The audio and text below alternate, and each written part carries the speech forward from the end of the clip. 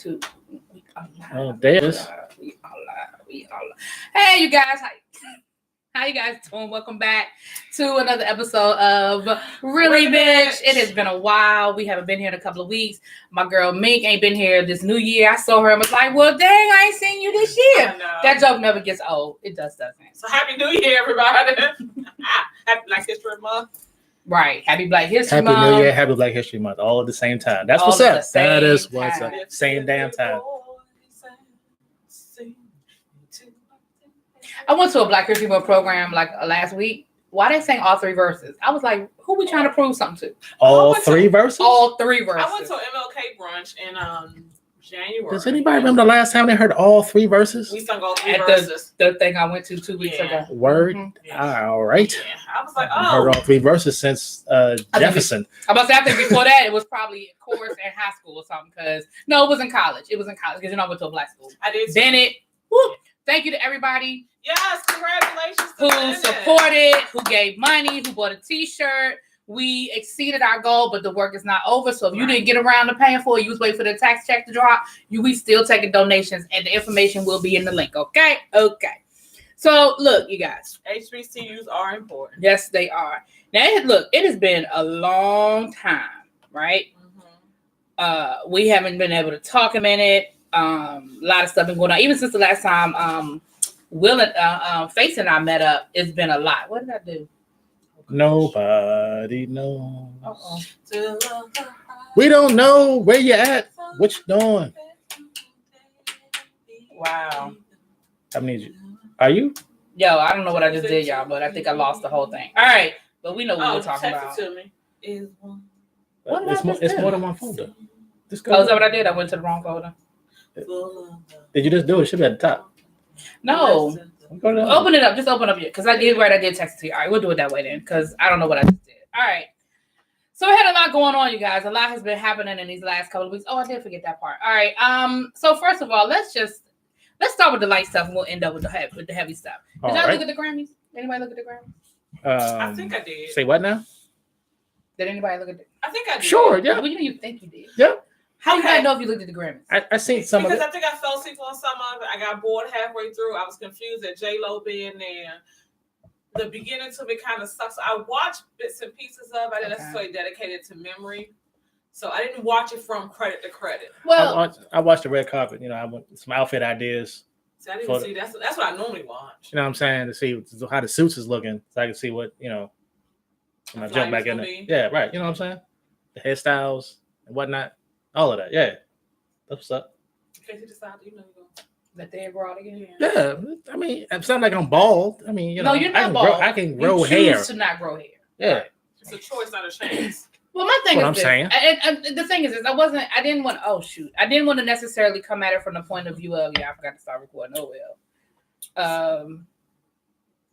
All right, we are here. Really bitch. Sorry to the really bitch, to the radio people, to the audio only people. Y'all, I'm tripping. That's how long it's been.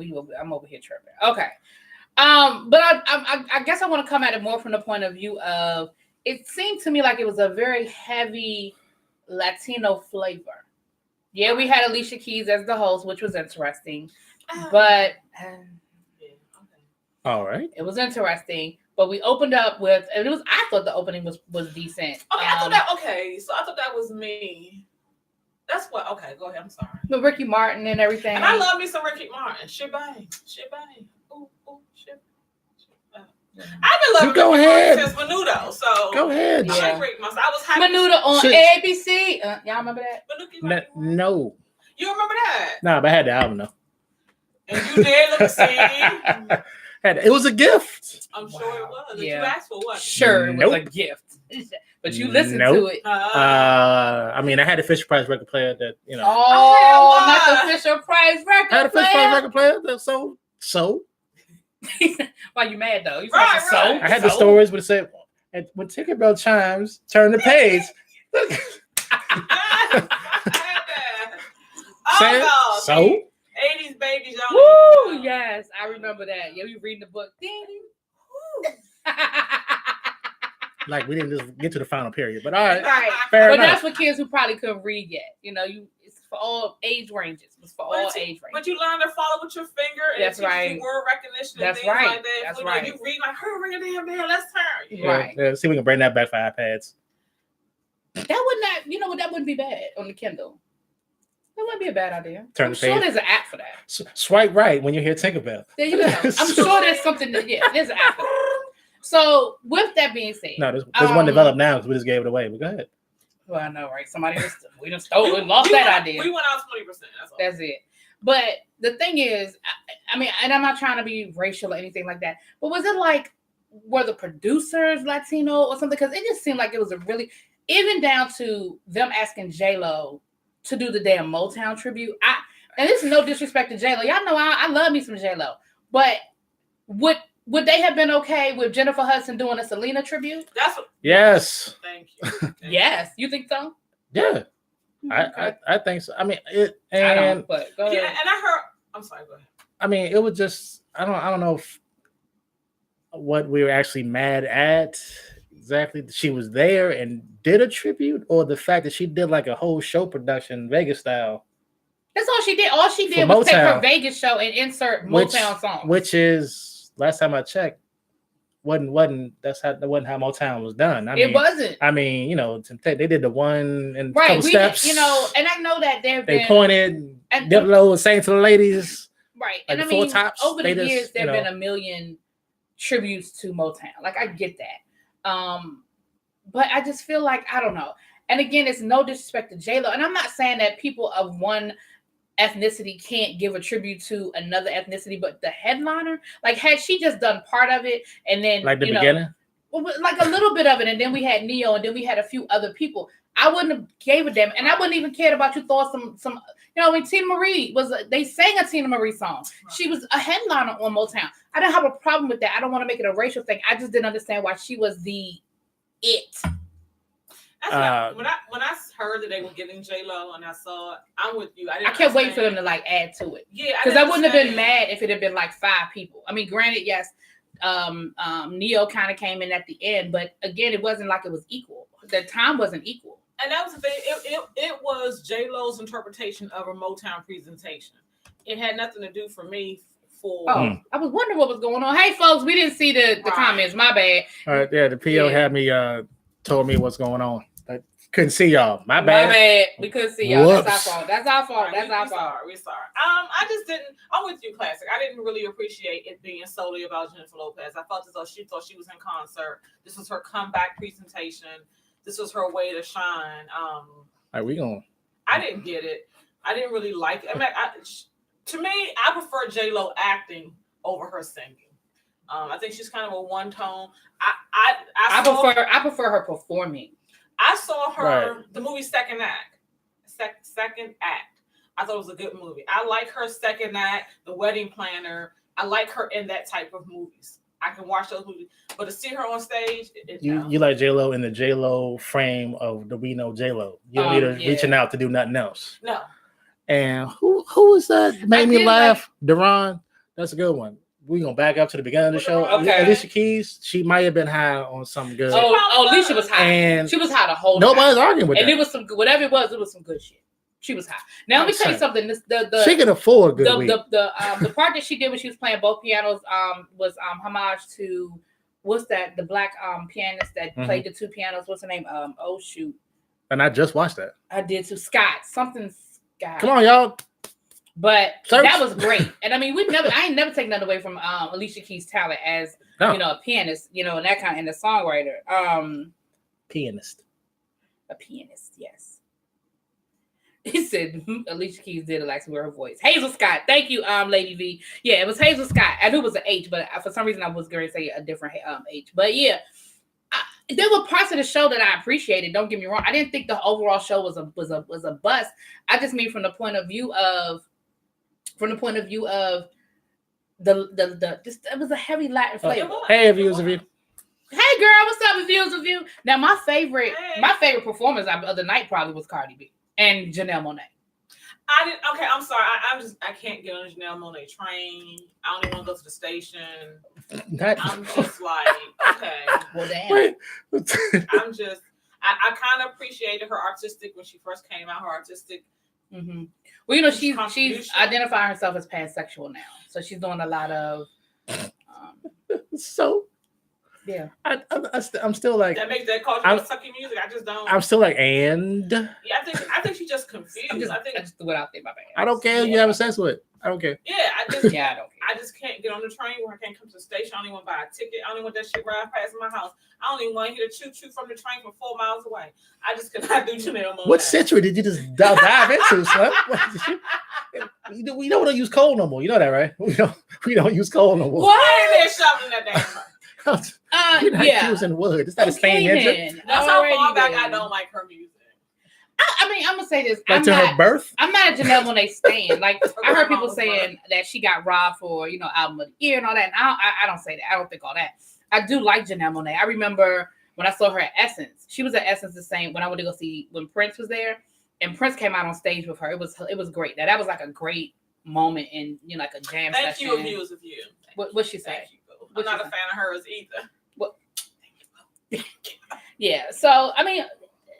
All right. Okay. But anyway, for me, those were two of my favorite performances. I like the Dolly Parton tribute. You know what? I did like that. Okay, I love me some Dolly. I like Dolly. I like Dolly. Her song Jolene. I love Jolene. I had never really listened to the song until she did a mix with Pentatonix. Of course you did. Yeah, that's my girl. I love me some Pentatonix. All right. And do you know Pentatonix? One of the original band members left, and the guy that got to replace him is actually not only from the area, not at the same time, but he graduated from some high school that my daughter did. So it's a local boy in the group now, so I really got to follow it. But that's when I first heard Jolene. It's a nice song. I like Jolene. I did like Dolly Parton. I liked Diana Ross. I liked her performance. I thought see, a few of you said she loved her energy with Prince, but that was it. Yeah, she definitely had something with Prince. It was definitely. Who? You can't see that? Keys. I cannot see that. Okay, I was just checking. If I could see that, I wouldn't be looking at it on my phone. You don't have to call out that I'm blind. You don't have to let everybody know that. Because it's right. I mean, all right. You see that? Can you see that? I see that. It's right. Yes. Anyway, moving on. And honestly, after Diana Ross, I don't really remember any. I think I stopped watching. Diana Ross. I'm not a Diana Ross fan. Y'all gonna hate me. I don't care. I put Diana Ross in the same category as I put Beyonce. Yeah, I'm just not a fan. Yeah, no, I don't dislike knew her. You was gonna say that. I don't dislike her. I respect the things that she's done, but I'm not a fan. But in all honesty, I have to agree. But I'm just saying, of all the performances I saw that night with the Grammys, Diana Ross, her hair came out, and that chiffon. She still got chiffon on that stage. She had so much damn chiffon in that dress. Happy birthday. It's still Happy birthday. Who birthday is it? I don't know. It's on your phone. She comes. Kiss my ass. Ooh, you make me sick. Happy birthday. Little baby 245 birthday, boo. Mwah.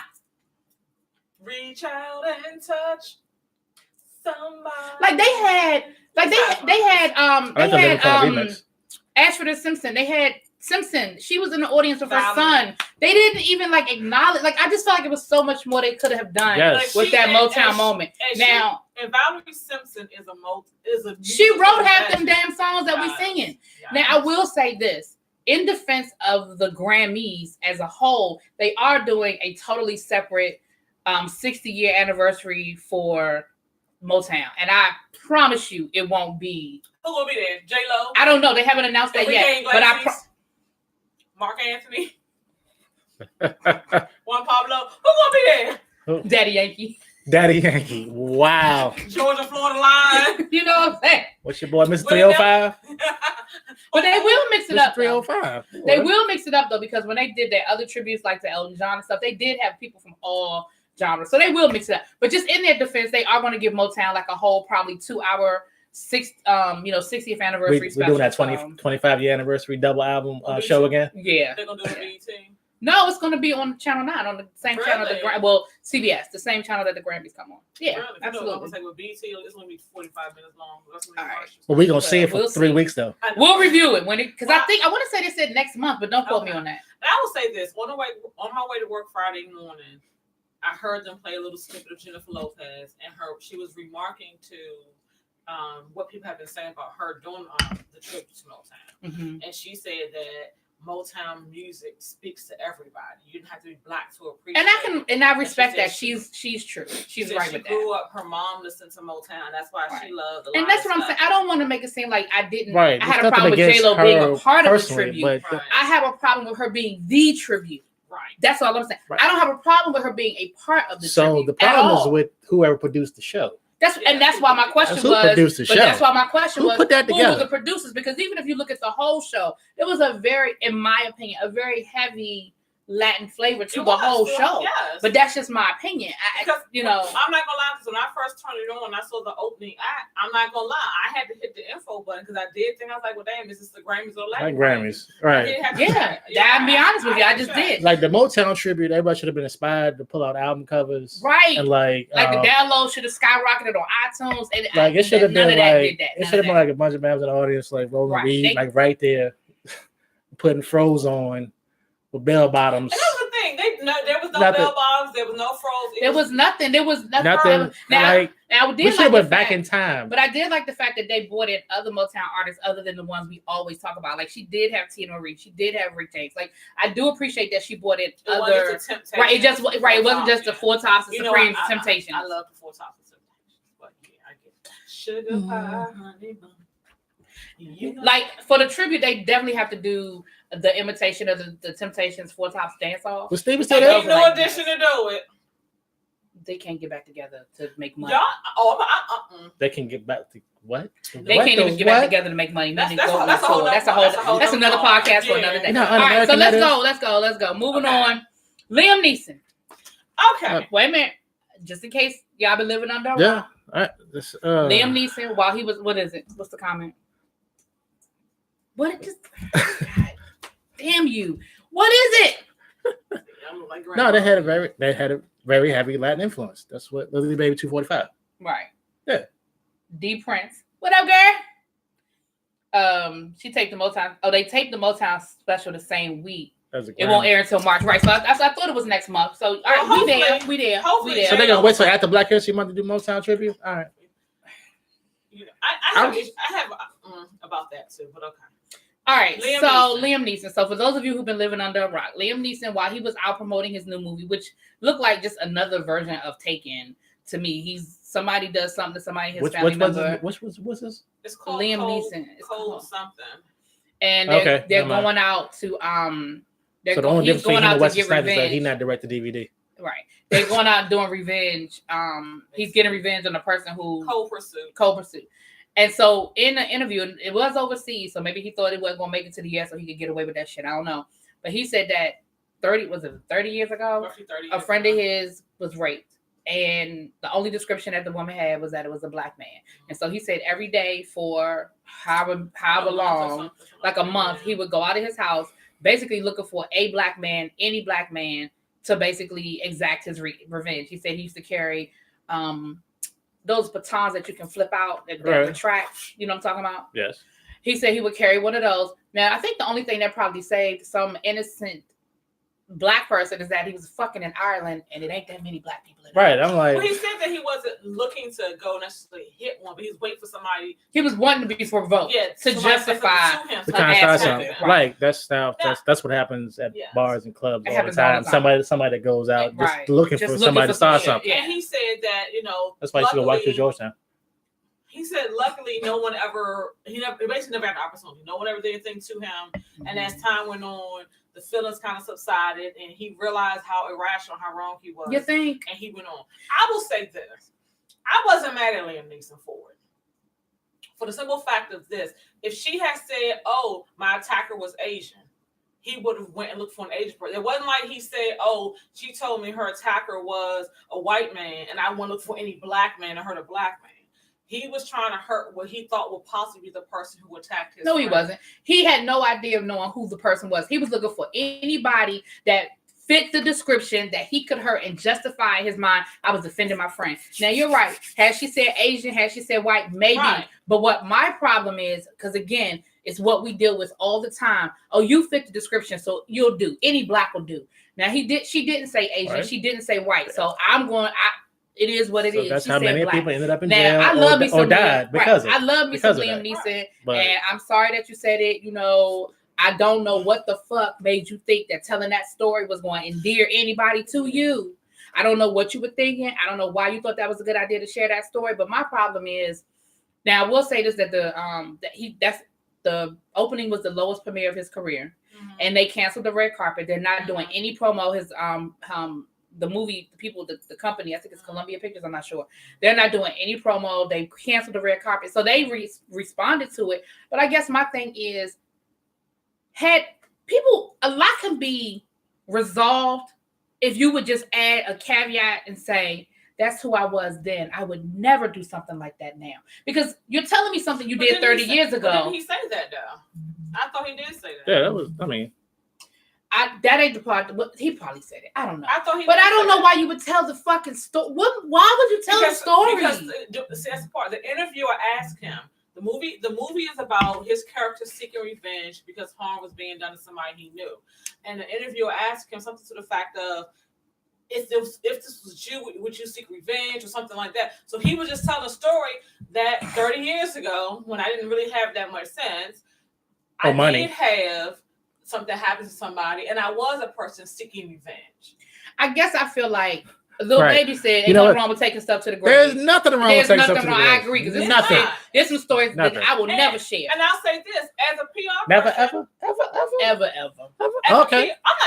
As a PR person, I would have said to him, if you want to tell this story, you should have said at one point in my time, I was seeking revenge, but I learned my lesson. I wouldn't necessarily given the details for it. A black man? Yeah, he could say I was looking for somebody for in this client, and he should have just left it alone. In this climate, adding color was a mistake. Yes, it was. I'm not saying that he was right, but what I'm saying is I think sometimes we're judging him too harsh, because would we be as upset if he would have said I was looking for Asian or Hispanic or something probably another white dude. Let me say this. Will we have been upset? Let me say this. Maybe not, because I'm not a part of that group. But if I were a part of that ethnic group, I probably would. Right. So I hear what you're saying. I get your point. But I guess from where I'm sitting, I just feel like there's a point that says when you feel like it's okay to tell that story, says something to me about maybe where you still are mentally. And I could be wrong. And I don't, Whoopi, y'all know I love me some Whoopi. Right. And Whoopi said that Liam Neeson is not a racist, that she know him and da-da-da-da. Now, I always have a problem with somebody qualifying what somebody is or isn't, because you don't know. You know what people show you. You don't know what people are. She's like, Annie should have waited when he didn't have a movie coming out. Right. I'm saying genius. I know that movie company mad as hell at him, because you know how much money they said that's the lowest premiere. They are not going to make that money back. They're never going to make that. And Liam Neeson, it's going to take you a minute. Now we forget shit, we move on, but it's going to take you a minute. Like your next movie might not do too well either, depending on how far down the road it is. You're gonna be the next lead on CSI before you come back to the movie. Yeah. Dead Corpse number 1. I'm just be like, ain't that Liam Neeson?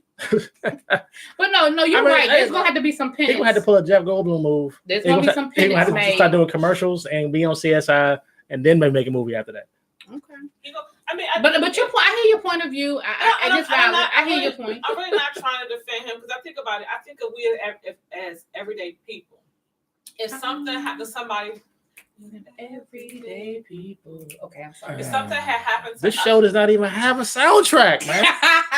Ain't nobody playing music in the back, nothing. If somebody had did something to somebody that we love, then human instinct is to react. I can agree with that. I do. I agree with that. And I'm not excusing what he did, whether it's 30 years ago or whenever. I'm not excusing it. I'm just trying to say from his point of view of what he was saying and how he felt at that moment, I truly do understand. I really do understand. I'm not saying that it's right. Thanks, Virgo. Good combo. Oh, thank you. Thank you. I'm not saying that it's right. I'm not saying that it's excusable. Right. I'm saying that I understand his emotion that he's saying he had at that time. I do believe he did say like he said he's thankful that he didn't do anything. Okay, now we're not going all the details, but it's like, did the rape happen in Ireland?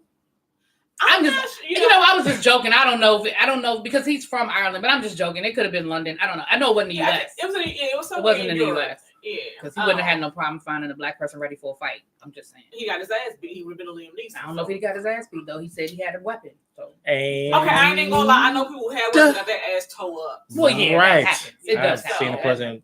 They're armed and not dangerous. Woo. Yeah, armed and stupid. Armed and got the brakes beat off of them. Woo, brakes, I old definitely chains, have tires seen that. rotated, and got a new license because it was a wrap. So I'm just saying, I think sometimes we need to kind of pull back and look at the situation and figure out if it was you, what would you have done? And I think a majority of us probably would have reacted the same Random way. TV reviews. Hey, what's up, girl? That's my girl right there. Thanks for coming in. All right, so I hear you, and that's why I love this show because that point is valid. Now, my next question. I'm not because it was me. I'm not excited to walk around with. Well, we already know you would have. We know what you would have done. We hopefully, you got more details of a description before. No, she wouldn't have. She wouldn't have. No. I know. I would have. No, I would have. I don't believe you're on the roof like you're high learning. I don't. You know good well me would have been like, they was black. I'll be right back. No. That's it. That's all she would have needed. Like every dude in DMV would have had to stay in the house for 5 months. No, I believe in justice serves. I wouldn't have been out for a random dude, but anyway, moving on. Hey. Before you indict yourself, I'm not. No. Are we canceling Gucci? Gucci was always canceled for me. I don't. What? Well, as they said, that we're not talking about the Gucci that you get down on Canal Street I mean. at the hairdresser. We're talking about the real Gucci, stole Gucci. I'm not necessarily a label person, and I am, and I must, I am. I'm a label person. But Gucci was never my label, but Gucci, that's it. Gucci was never my label. I am a label person. And growing up in DC in the 90s, and the older I get, the less of a label person I become. Why? Because I'm old, broke, and got a mortgage. But But I mean, it's one of them labels where I wouldn't miss it. It's not to me. It was never that important. Gucci is flashy to me. They do have Gucci was tacky, so it was never on my radar. Baby. Yeah, I just. Well, I don't. My thing is this: I've never been, even when we were younger. Because we say this all the time, but anybody that's new to us, full disclosure, we grew up in DC in the 80s, 90s. The drug culture, the drug dealer, the whole labels, name brand, like that was a part of what we grew up with. Gucci was never my thing. That doesn't mean that. But the question though is, so granted, none of us are Gucci people. But the question is, I think the valid point is, if there are more black people in the room, mistakes like this don't get made. Because that same turtleneck, had they used different colors, would not have had the same effect. But to do black with the red lips, if you don't see, like, how did that get past so many people to the production floor? You know how many people that has to go through? Like how to get past marketing? Right. And that's what that's what T.I. is saying. T.I. is like, look, I'm not saying we're gonna just never ever buy Gucci again. He's saying let's have more people of color in the room so we can have the conversation, so things like this don't fall into the cracks. Louis Vuitton has their first black creative director. I think last year he was named the first. He was the first black creative director, and I just think when you have more people of color in the room, like these things don't get lost. Like when you say stuff like that, I picture like a whole building is only like one black person, like in the entire place. It's like it's one black person. My issue is this, and part of me, I'm on the fence, and this is what I struggle with. While I'm glad that Louis Vuitton finally got their first black person above the ceiling, it's fucking 2019. Why are we still counting the first black anything? And that's the shit that irks me. And sometimes I feel like we need to stop trying to fight to get behind their doors and create our own buildings with our own doors, with our own shit. T.I. said he spent 7 figures with a month or whatever it is buying Gucci. How many black designers do you step over to get to? How many black designers do you step over to get to get the Gucci? And honestly, I really don't think it is an issue of, how did it make it through marketing? I think they should say, let that shit fly. And let's see if they react to it. Because a lot of our boycotts are temperamental and time stamped. We're gonna get to that next. We're gonna boycott for the weekend. What the fuck does the weekend do? We're gonna boycott to the summer. Well, first of all, again, like the gas boycott we did back when it was $5 a gallon. Right. First of all, boycotting means nothing. I told we're gonna get to that next. Our topic next is gonna be the NFL. But my thing is, so with no end you got to give me an end game when you talk about a boycott, and that's why I say if the end game is we're gonna ask them or demand of them that they put more people of color in the room, I'm cool with that. Now, at the end of the day, and Lil Baby brought up a good point. Prada did it. I think Katy Perry, her design line, she had some shoes that looked like blackface. But here's what's funny: Beyonce wore a pair of shoes that looked like blackface. Who the fuck canceling Beyonce? I bet y'all ain't gonna. She had a dress with that image on it as well. Was it a dress or the shoes? It was a dress. I saw the dress. Then I'm thinking about the dress. courtside at a basketball game, but ain't nobody talking about Cassie Beyonce. You understand what I'm saying? Yeah. So it's all we're gonna pick and we're gonna choose what we do. My only issue is, and I think I hear your point about people probably saw it, but if there are more people in the color that can speak in the room that can speak up to say, hey, because at the end of the day, it's about money. If Gucci, and it's also again what people think they can get away with. So question. So the question? So the parole officer said. So is it black? So is it black? So is it black people's responsibility to school non-blacks on what is appropriate and not? Yes. All right. Yes. Because here's the problem: you don't know. And if I was black outrage is a new marketing tool. Well, yeah, that's not. You know what? That's true. Because remember when Megyn Kelly made the comment about the blackface. Now Megyn Kelly, we know who she is. She comes from Fox News. She is what she is. But at the end of the day, what Megyn Kelly said is how white people think. What's the big deal? I bet you Today's Show wish they kept Tamron Hall name. Well, yeah, they regret that. But that's the thing. The question, but that's the point. It's like, well, what's the big deal? It was 50 years ago. It doesn't matter now. I just want to be Beyonce for Halloween. What's the problem? And that's what people need to understand is that it's beyond that. You can be Beyonce for Halloween because think about it. 30 years ago, 50 years ago, when black women would dress up to be Marilyn Monroe, we put on the blonde wig. We didn't do no white face. We put on that little white baby doll, whatever dress, to do a little famous scene. But we never painted our face white. I saw a meme with Weird Al Yankovic with all of his album covers where he was Michael Jackson and Coolio and all. They were like, and this is how you be a black person without black face. Like you look at the album cover, you knew who the fuck he was. The man's won Grammys. And we, as a people, we like Weird Al Yankovic. We love his music. Right. Just eat it. Just eat it. I ain't lying. I used to love me some Weird Al Yankovic. Yes. My favorite one is the Coolio one. He did Amish Paradise. The Amish Paradise. He did that. My thing is, yes, Lady V said, yes, it's our responsibility to show them we matter. If we say nothing, it's like saying, oh, well, we don't care and it doesn't matter. So Black History Month should be a 1 month convenience, not a national everyday. I'm not going to call her the PO. That was deep. But I will say this. Okay, first of all, we assume that there are no black people in their room. There's a possibility there are black people. No, they weren't at Gucci. Well, I'm not saying in the Gucci room. I'm just saying in that proverbial room. In the Gucci room. In the Gucci room. But in the proverbial room, sometimes I do Burberry wallpaper. Go ahead. The Burberry and the product carpet.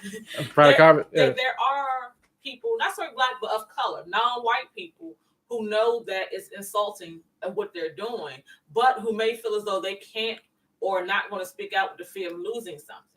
So sometimes it could be people of color in that room, but don't have the strength because they may be the only ones there who don't want to say anything. So then I add the caveat: people of color in the room with power.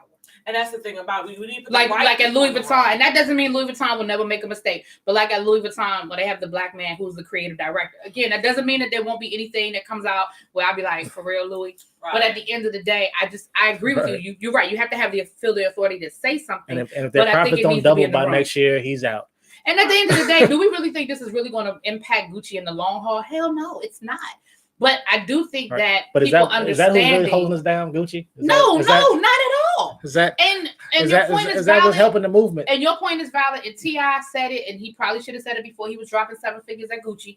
But he said we need to start investing in black designers, and he actually listed on his Instagram page like a bunch of black designers. Now here again, I say using your platform for good, even after maybe you were someone who participated in that, like somebody like a T.I. who has spent millions of dollars in Gucci, saying now, you know what?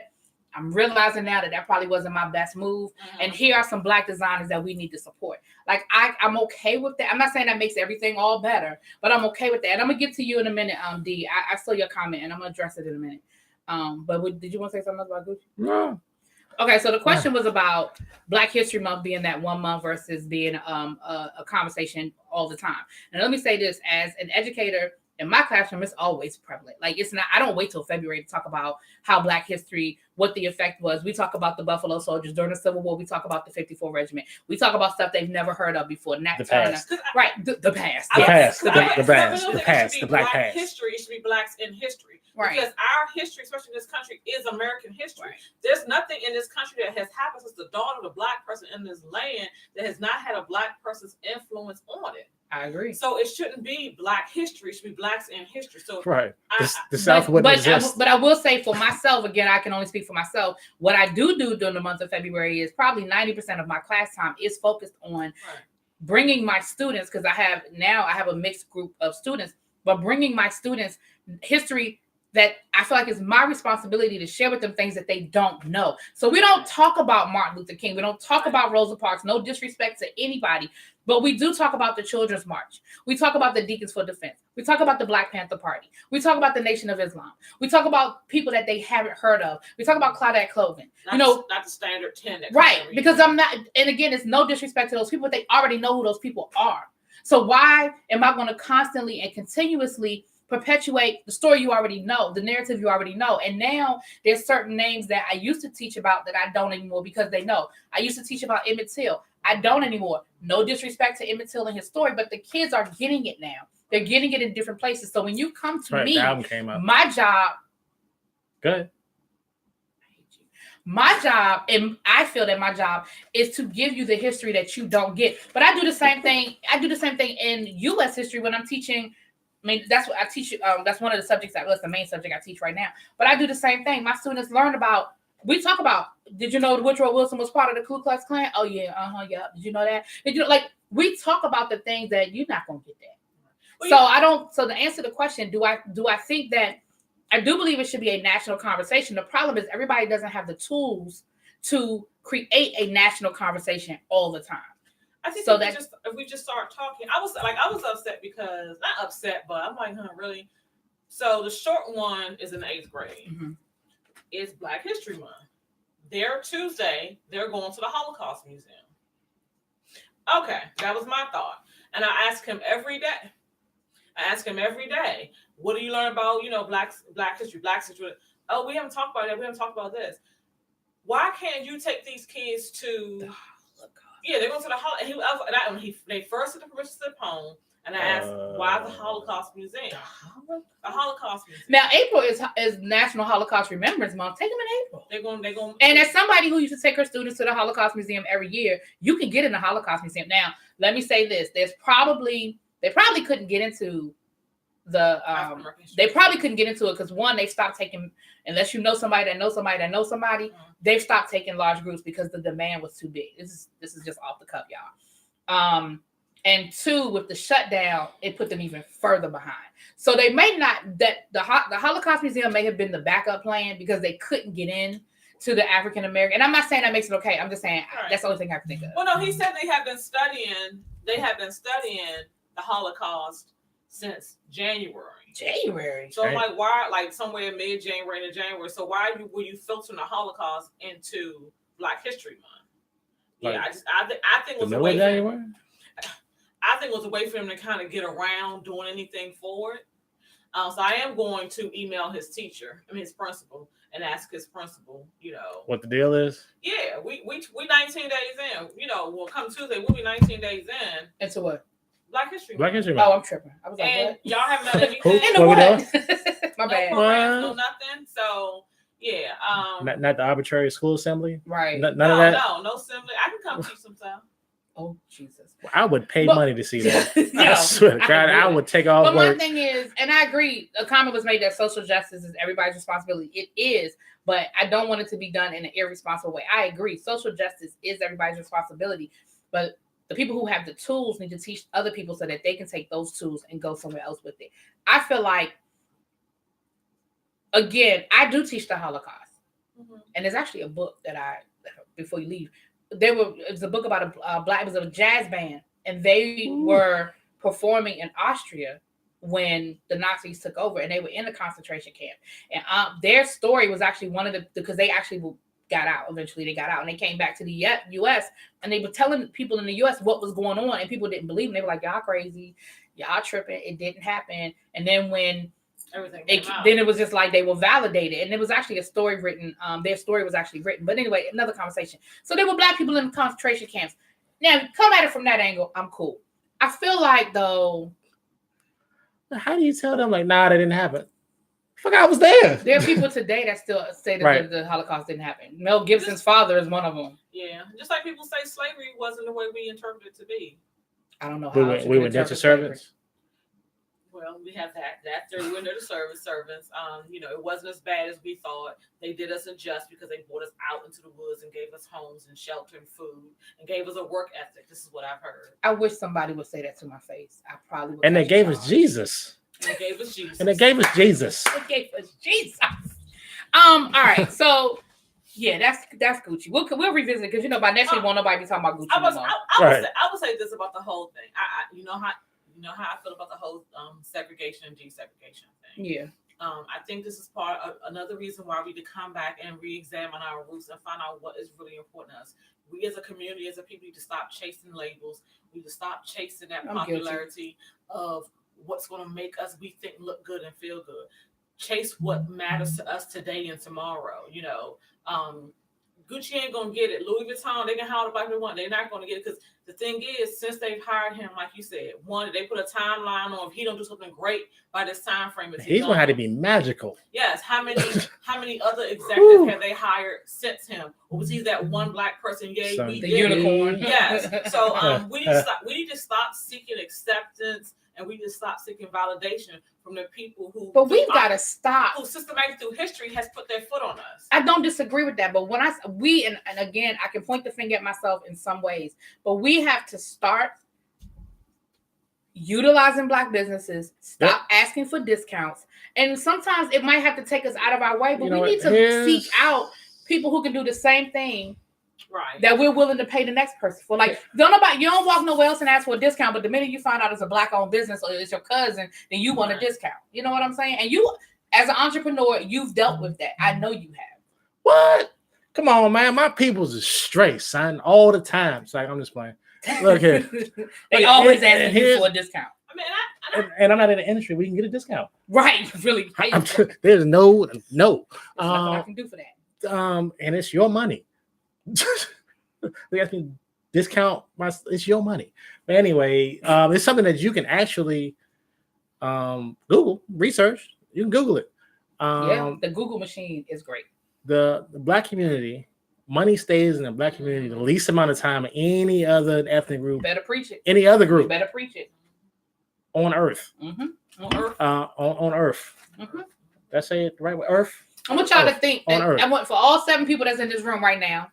Woohoo, 7 people. I want y'all to think about in 1 week's time how much you utilize a non-black business. Getting your hair done, getting your nails done, your dry cleaning, when you're looking for a caterer, when you want to go out to eat. What's your bank? When you go where you bank, and don't get me wrong, I'm not saying that everything is equivalent, and I'm not saying that everything you should do black, but like Will the face is saying, when you start looking at where we put our dollars, that's why there is a such thing as a Chinatown.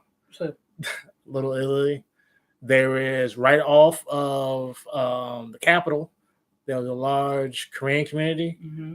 The stores that are there, even though they stole, they're a part of actually a committee. They won't any other business that comes in, because I was there with new system for credit cards. They was like, nah, it has to go to the council. And since you're not part of the council, you're not a merchant. Basically, you're not one of us. We ain't talking about that. Ooh, we're that not coming to talk about girl, it. So the wall. I would say this though, and somebody, and I had a conversation with somebody. My folks won't do that. I'll call her Miss A, but Miss A and I were talking, and she made a valid point though. So while we, as consumers, take our dollars, our black dollars, and reinvest into black-owned businesses, okay, yes. However, the black-owned business owners, when they take their dollars, they go out and buy Gucci. Yeah. So we're trying to emulate what they do. But what I'm saying is, okay, so I'm a black consumer. You own a business. You're a black owner. I take my money. Instead of me going to over here to get us the goods and service, I come to you to support your business, right? Right. But then you take the money I just gave you, and then you take it over there anyway. I think that falls under the category of I can't control that. I can't control what you do with your money. Right. I can't spend your money for you. I can only do. Remember, and my 80s babies, and then we're gonna get off this in a minute. My 80s babies. Remember how people made fun of LL Cool J when he supported FUBU? Remember that? Remember how people was like, Right, with the commercial and all that. Yeah. And he was supporting a black business as a black man using his platform. And y'all remember how he got? Because I remember FUBU. He couldn't get up. Nobody else wanted to have him endorse them. And when you look back on it now, like, wow, wasn't he like? Should we not have heeded that leadership and said, wow, this is what we should be doing? It's supporting black designers and black businesses. Now, on the other side of this, I will say this: I support businesses. I try to support businesses that I feel welcome and I like the goods and services they provide. Mm-hmm. Right. If it's black, then yes, even extra bonus. Right. And I'm not saying allow yourself to be disrespected or your money not be respected. Right. I'm not saying that. No, I'm not saying that. Yeah, sometimes people foolishly fall under the thing of, oh, you should always go to black business. I've gone, and I'm not saying all, Lord knows, I'm not saying all black business, but I've gone to some black businesses where the professionalism there is just not there. Yeah. Where the goods and services just not there. And that's what I'm saying. I'm not saying utilize a bad business just because they're black, but there are a lot of quality businesses that I just think we don't go out of our way trying to seek survive. Out. Right, that we don't seek out. All right. That's a great conversation, but while we're talking about, I'm sorry, I'll let you have the last word. I'll let you have the last word, Face. Go ahead. No, I'm just kidding, especially in my industry, which is, I mean, with this financial services, it's mostly Asian, right? For one. And when you talking to another black person, it's like, whatever. But I'm like, I'm trying to help you. With your money. Like, I'm not taking anything from you. Right. Any other community I talk to, anybody else I talk to, it's like, it's automatically like, oh, okay. Do you feel like that the same thing you said when you talk to your black customers? Do you feel like if you had a white man with you or an Asian man with you, you feel like they would have listened to you differently or respected what you were saying on a different? No, it'd have been better if I just say, hey, this is who I'm working for. Right, right, and that's that mentality. This is who I'm working for. So there's somebody else better. Right, and it's like Now, while we're speaking on boycotts, yeah, what's the next one? All y'all that's been pretending for the last 2 years that y'all was boycotting the NFL, y'all can come out now. Y'all can start letting us know that y'all really watching the games because we know y'all ass wasn't really boycotting shit. I ain't gonna lie. I've seen one game this season. That's the one you and I went to. That's in September. I think after my team traumatized your team so badly, you probably just didn't want to watch any more football. Ooh, that was. I mean, I can't look with the season we just had. Can I take a little bit of happiness in the little bit of happiness we had?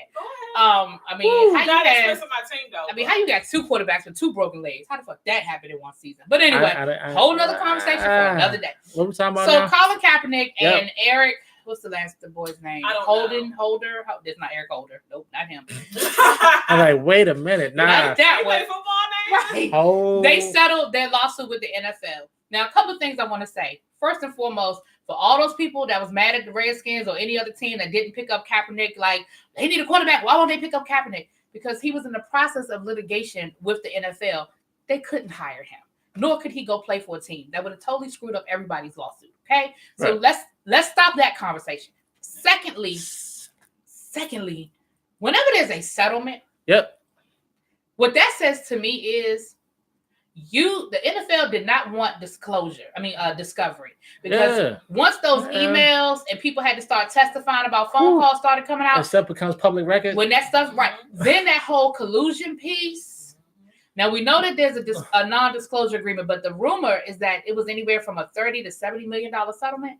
That means I'm guilty. $30 million. And he ain't played in 2 years? $30 million? And that's the rumor. It may not be that much, but still. Who won, who lost? I'm going to say Kaepernick won. Because it wasn't like he was hanging out front of stadiums, begging for a chance. He was over in Africa building schools, living his best life. And I mean, not only that, music break. That deal he had from Nike was like $100 and something million deal. Like he was making more money not playing. And that's why I wasn't worried about him. There were a lot of celebrities at the Super Bowl. Yep. Oh yeah.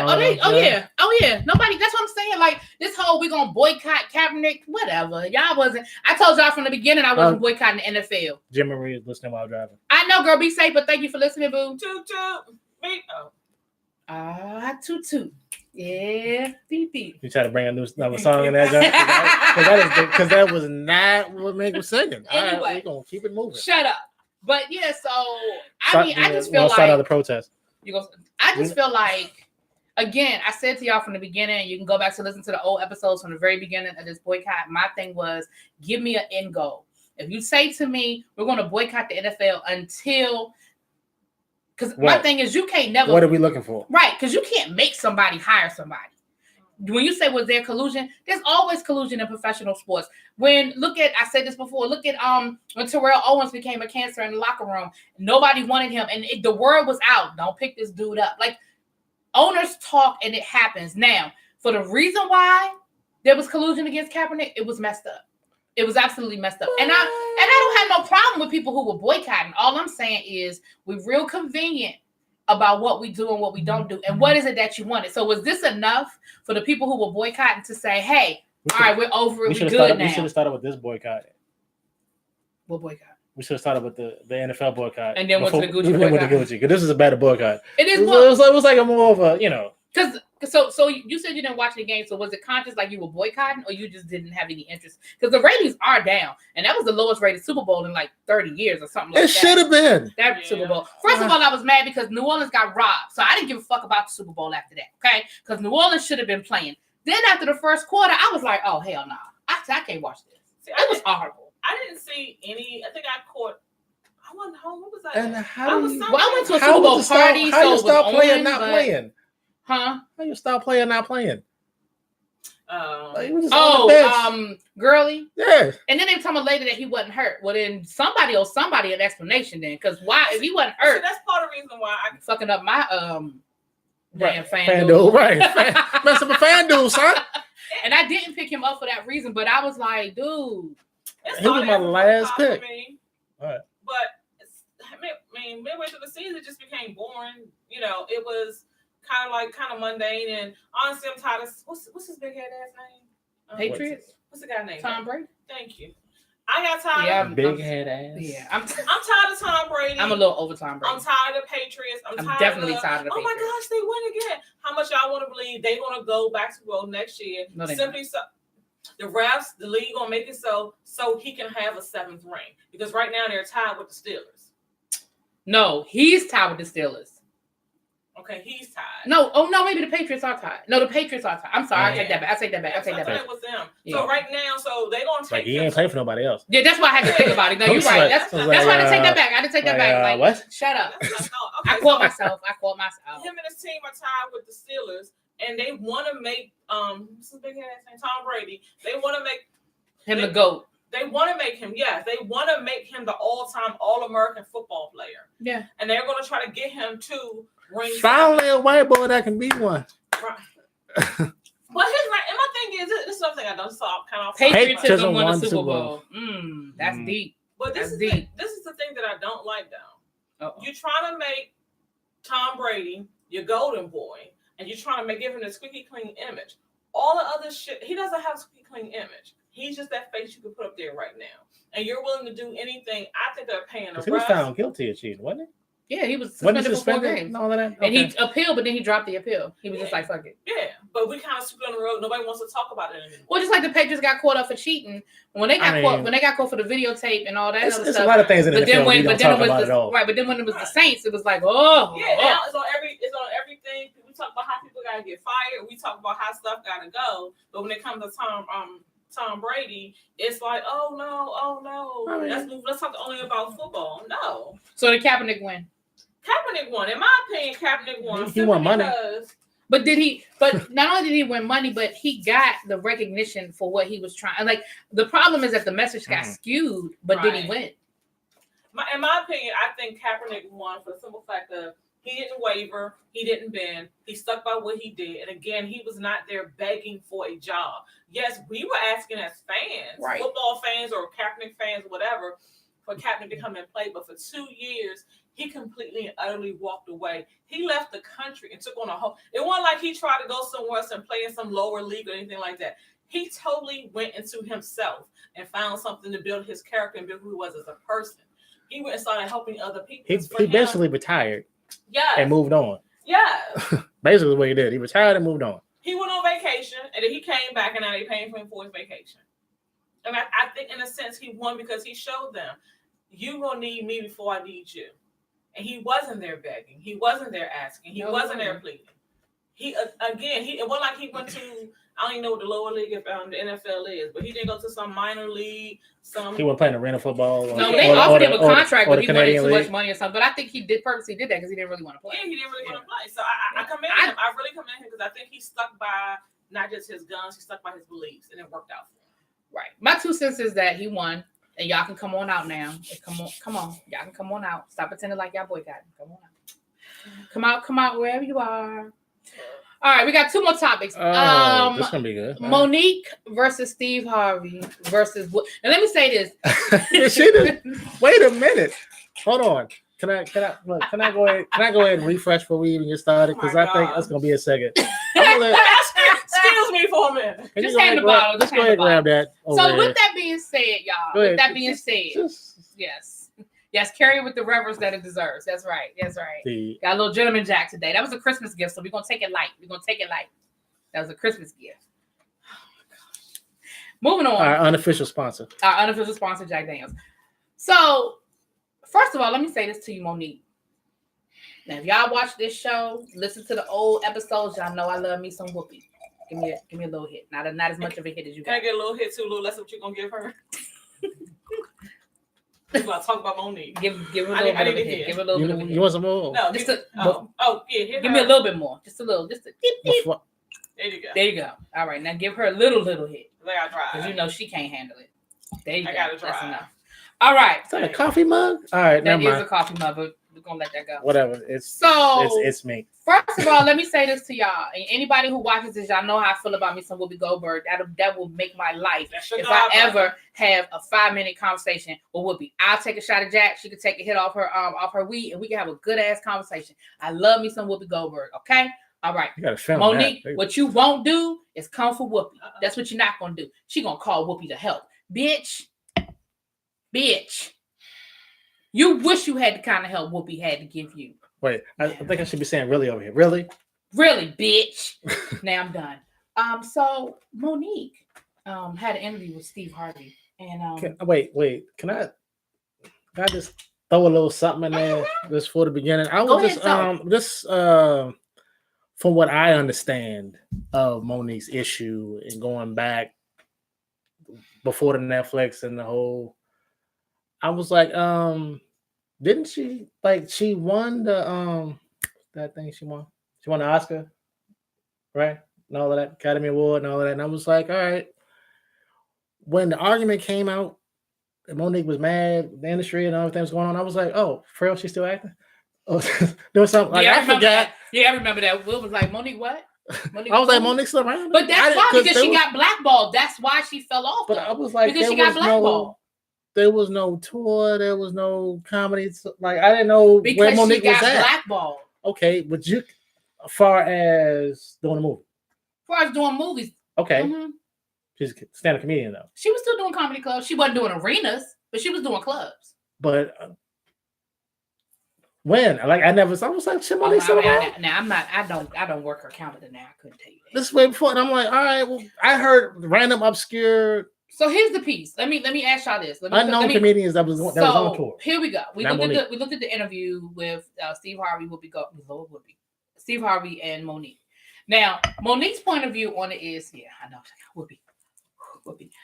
Monique's point of view on it was she stood up for what she felt was right, and she has no regrets, and she don't think she did anything wrong. Mm-hmm. Steve Harvey's piece on it was, there's a way to do things, and the way you did it put people in a position that they could not help you.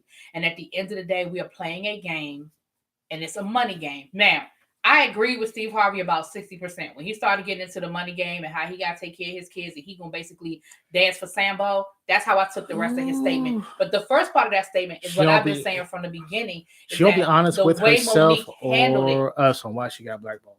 Right. Yeah. That the way Monique handled it is wrong. I'm sorry. It's a way you handle things. And telling somebody to suck your dick probably isn't the best way to handle it. Now, you have a lot to say. I'm going to just go on and pick up my glass. I just want to get my little bit in. I mean, I got more to say, but... Well, I'm going to come back to you next. I'm going to let her, But she's been chomping at the bit. Since before we started the podcast. I'm just going to lean back and let you talk. Go ahead, man. Go on, man. Okay, Monique.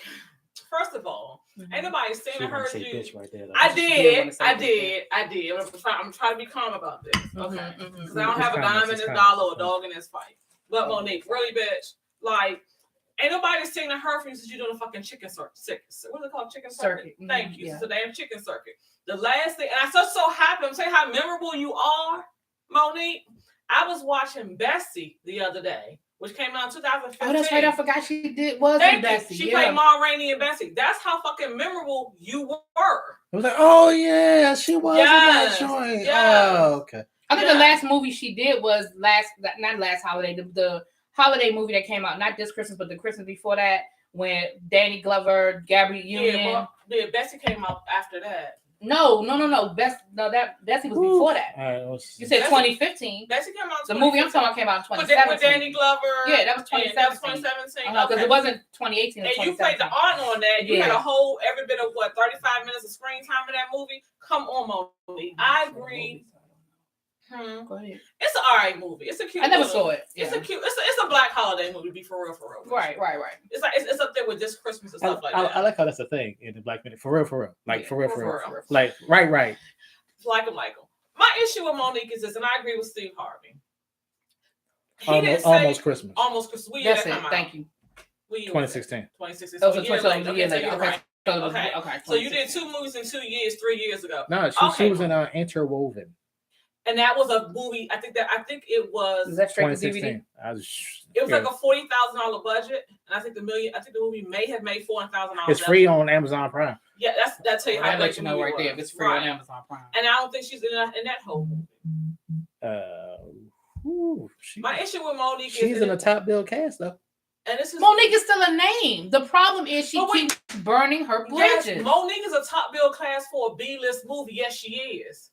But even when she did Almost Christmas, there was a controversy. Jason Schwimmer when he was in that movie with Harrison Ford. When David Schwimmer, that's the dude from Friends. He was in a movie with Harrison Ford. He was like on the B side of of everything. Doing that, yeah, I remember that because he talked about it on One to Talk show. What Steve Harvey was trying not to say is, Monique, you think too fucking highly of yourself. Humble yourself. That's what the fuck you need to do is humble yourself. And you and that makeshift ass husband that you got, makeshift husband.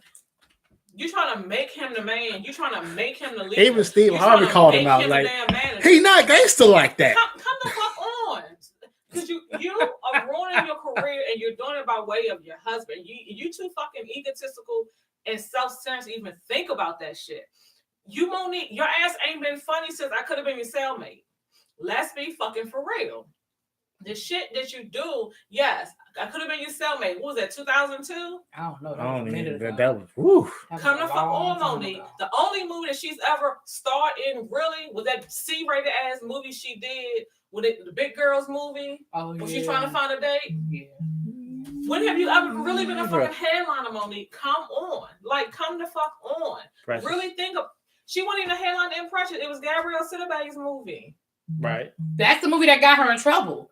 That's when all of this shit started with Precious. Yes. That's the movie that got her in trouble. And how many times have artists who have bigger and longer careers than Monique have had to take humbling roles just to keep their craft together, to practice their craft? And that's the part that she's not realizing. You can't sit at home and do fucking movies like... They were a superstar.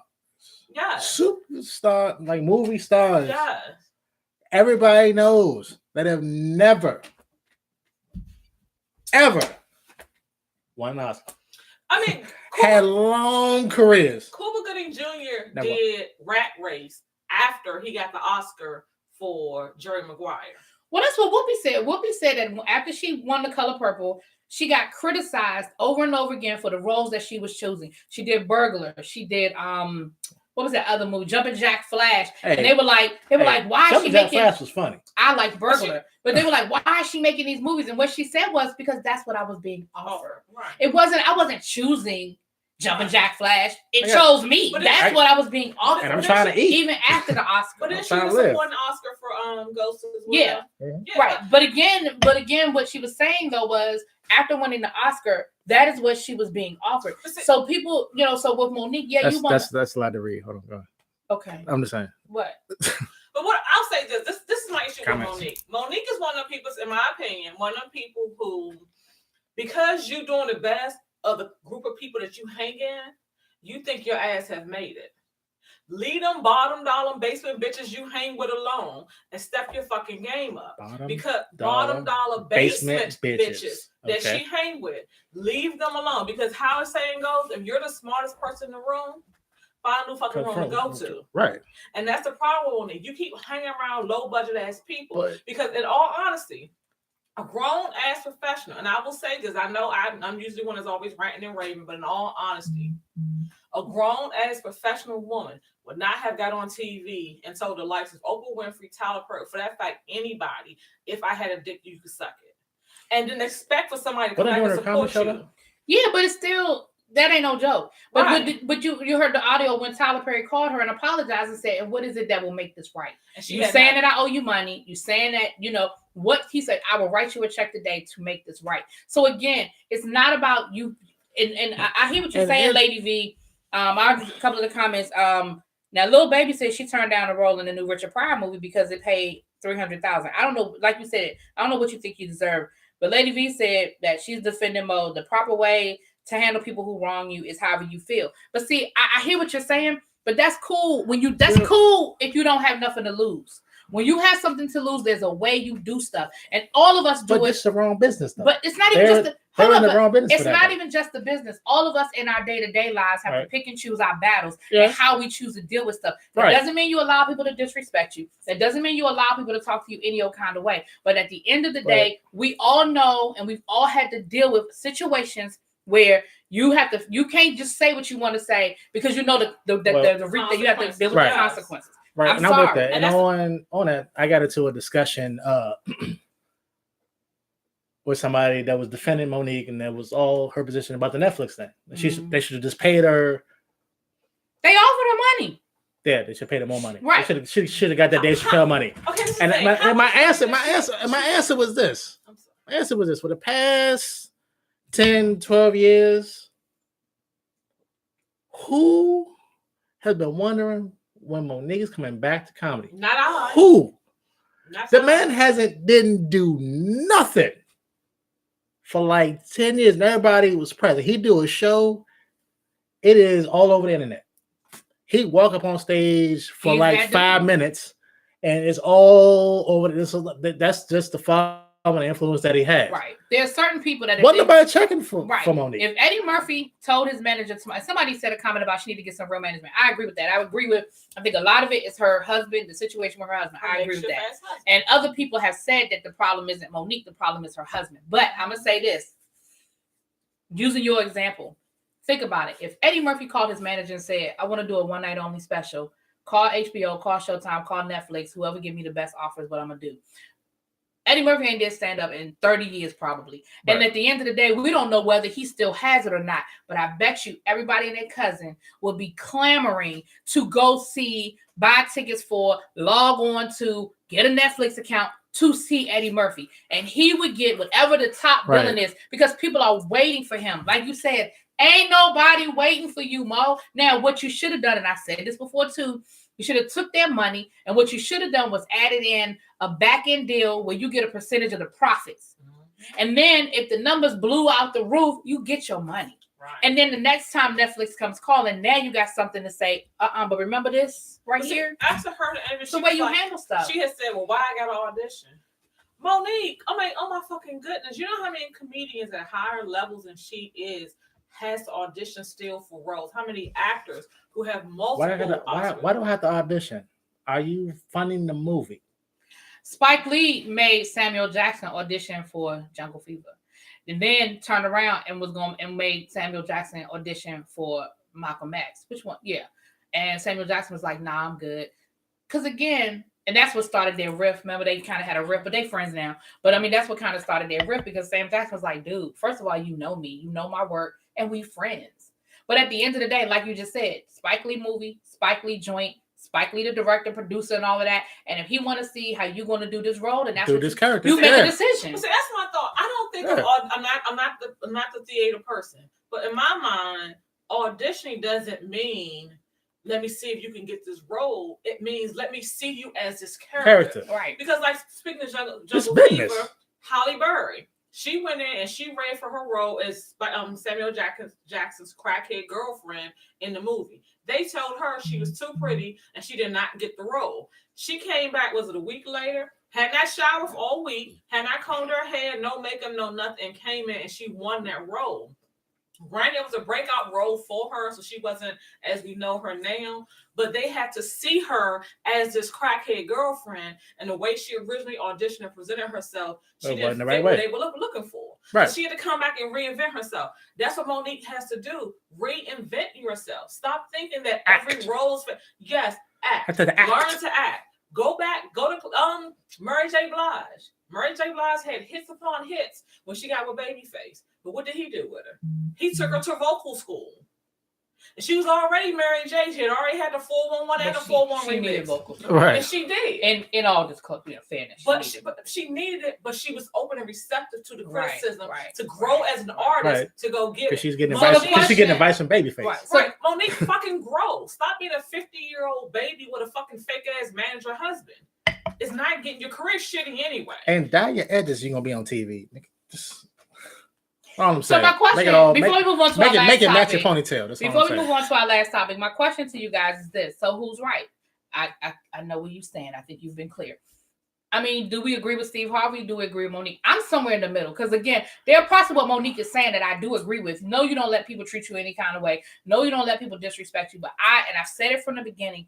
It is a way you handle it. I don't agree with everything Steve Harvey said either too, because I'm not going to be Sambo. You lost me when you went and met with the president. 49. So yeah, I mean we know that you'll sell your soul to the devil. So I think there's a happy medium somewhere in the middle. I don't. I think you can maintain your integrity without burning bridges. I mean, honestly, I don't know where I'm at because it's like for Monique and being the comedian that I knew her from back in the day up to. When she won an Oscar and all of that, I'm like, you didn't use that. It's like after she won that joint, she sat at home and thought the world's supposed to come to her. Yes, and that's you know what I'm saying. And you're not in that's not how businesses goes in any industry. But I really don't see how that goes if you want to be an acting, like entertainment acting. I really you really have to be out there. Little baby funny. He said, and her daddy didn't counter Netflix's offer. Because I didn't think the offer was unreasonable. I mean, with that, it was just like she did that. And Steve Harvey's point. Steve Harvey.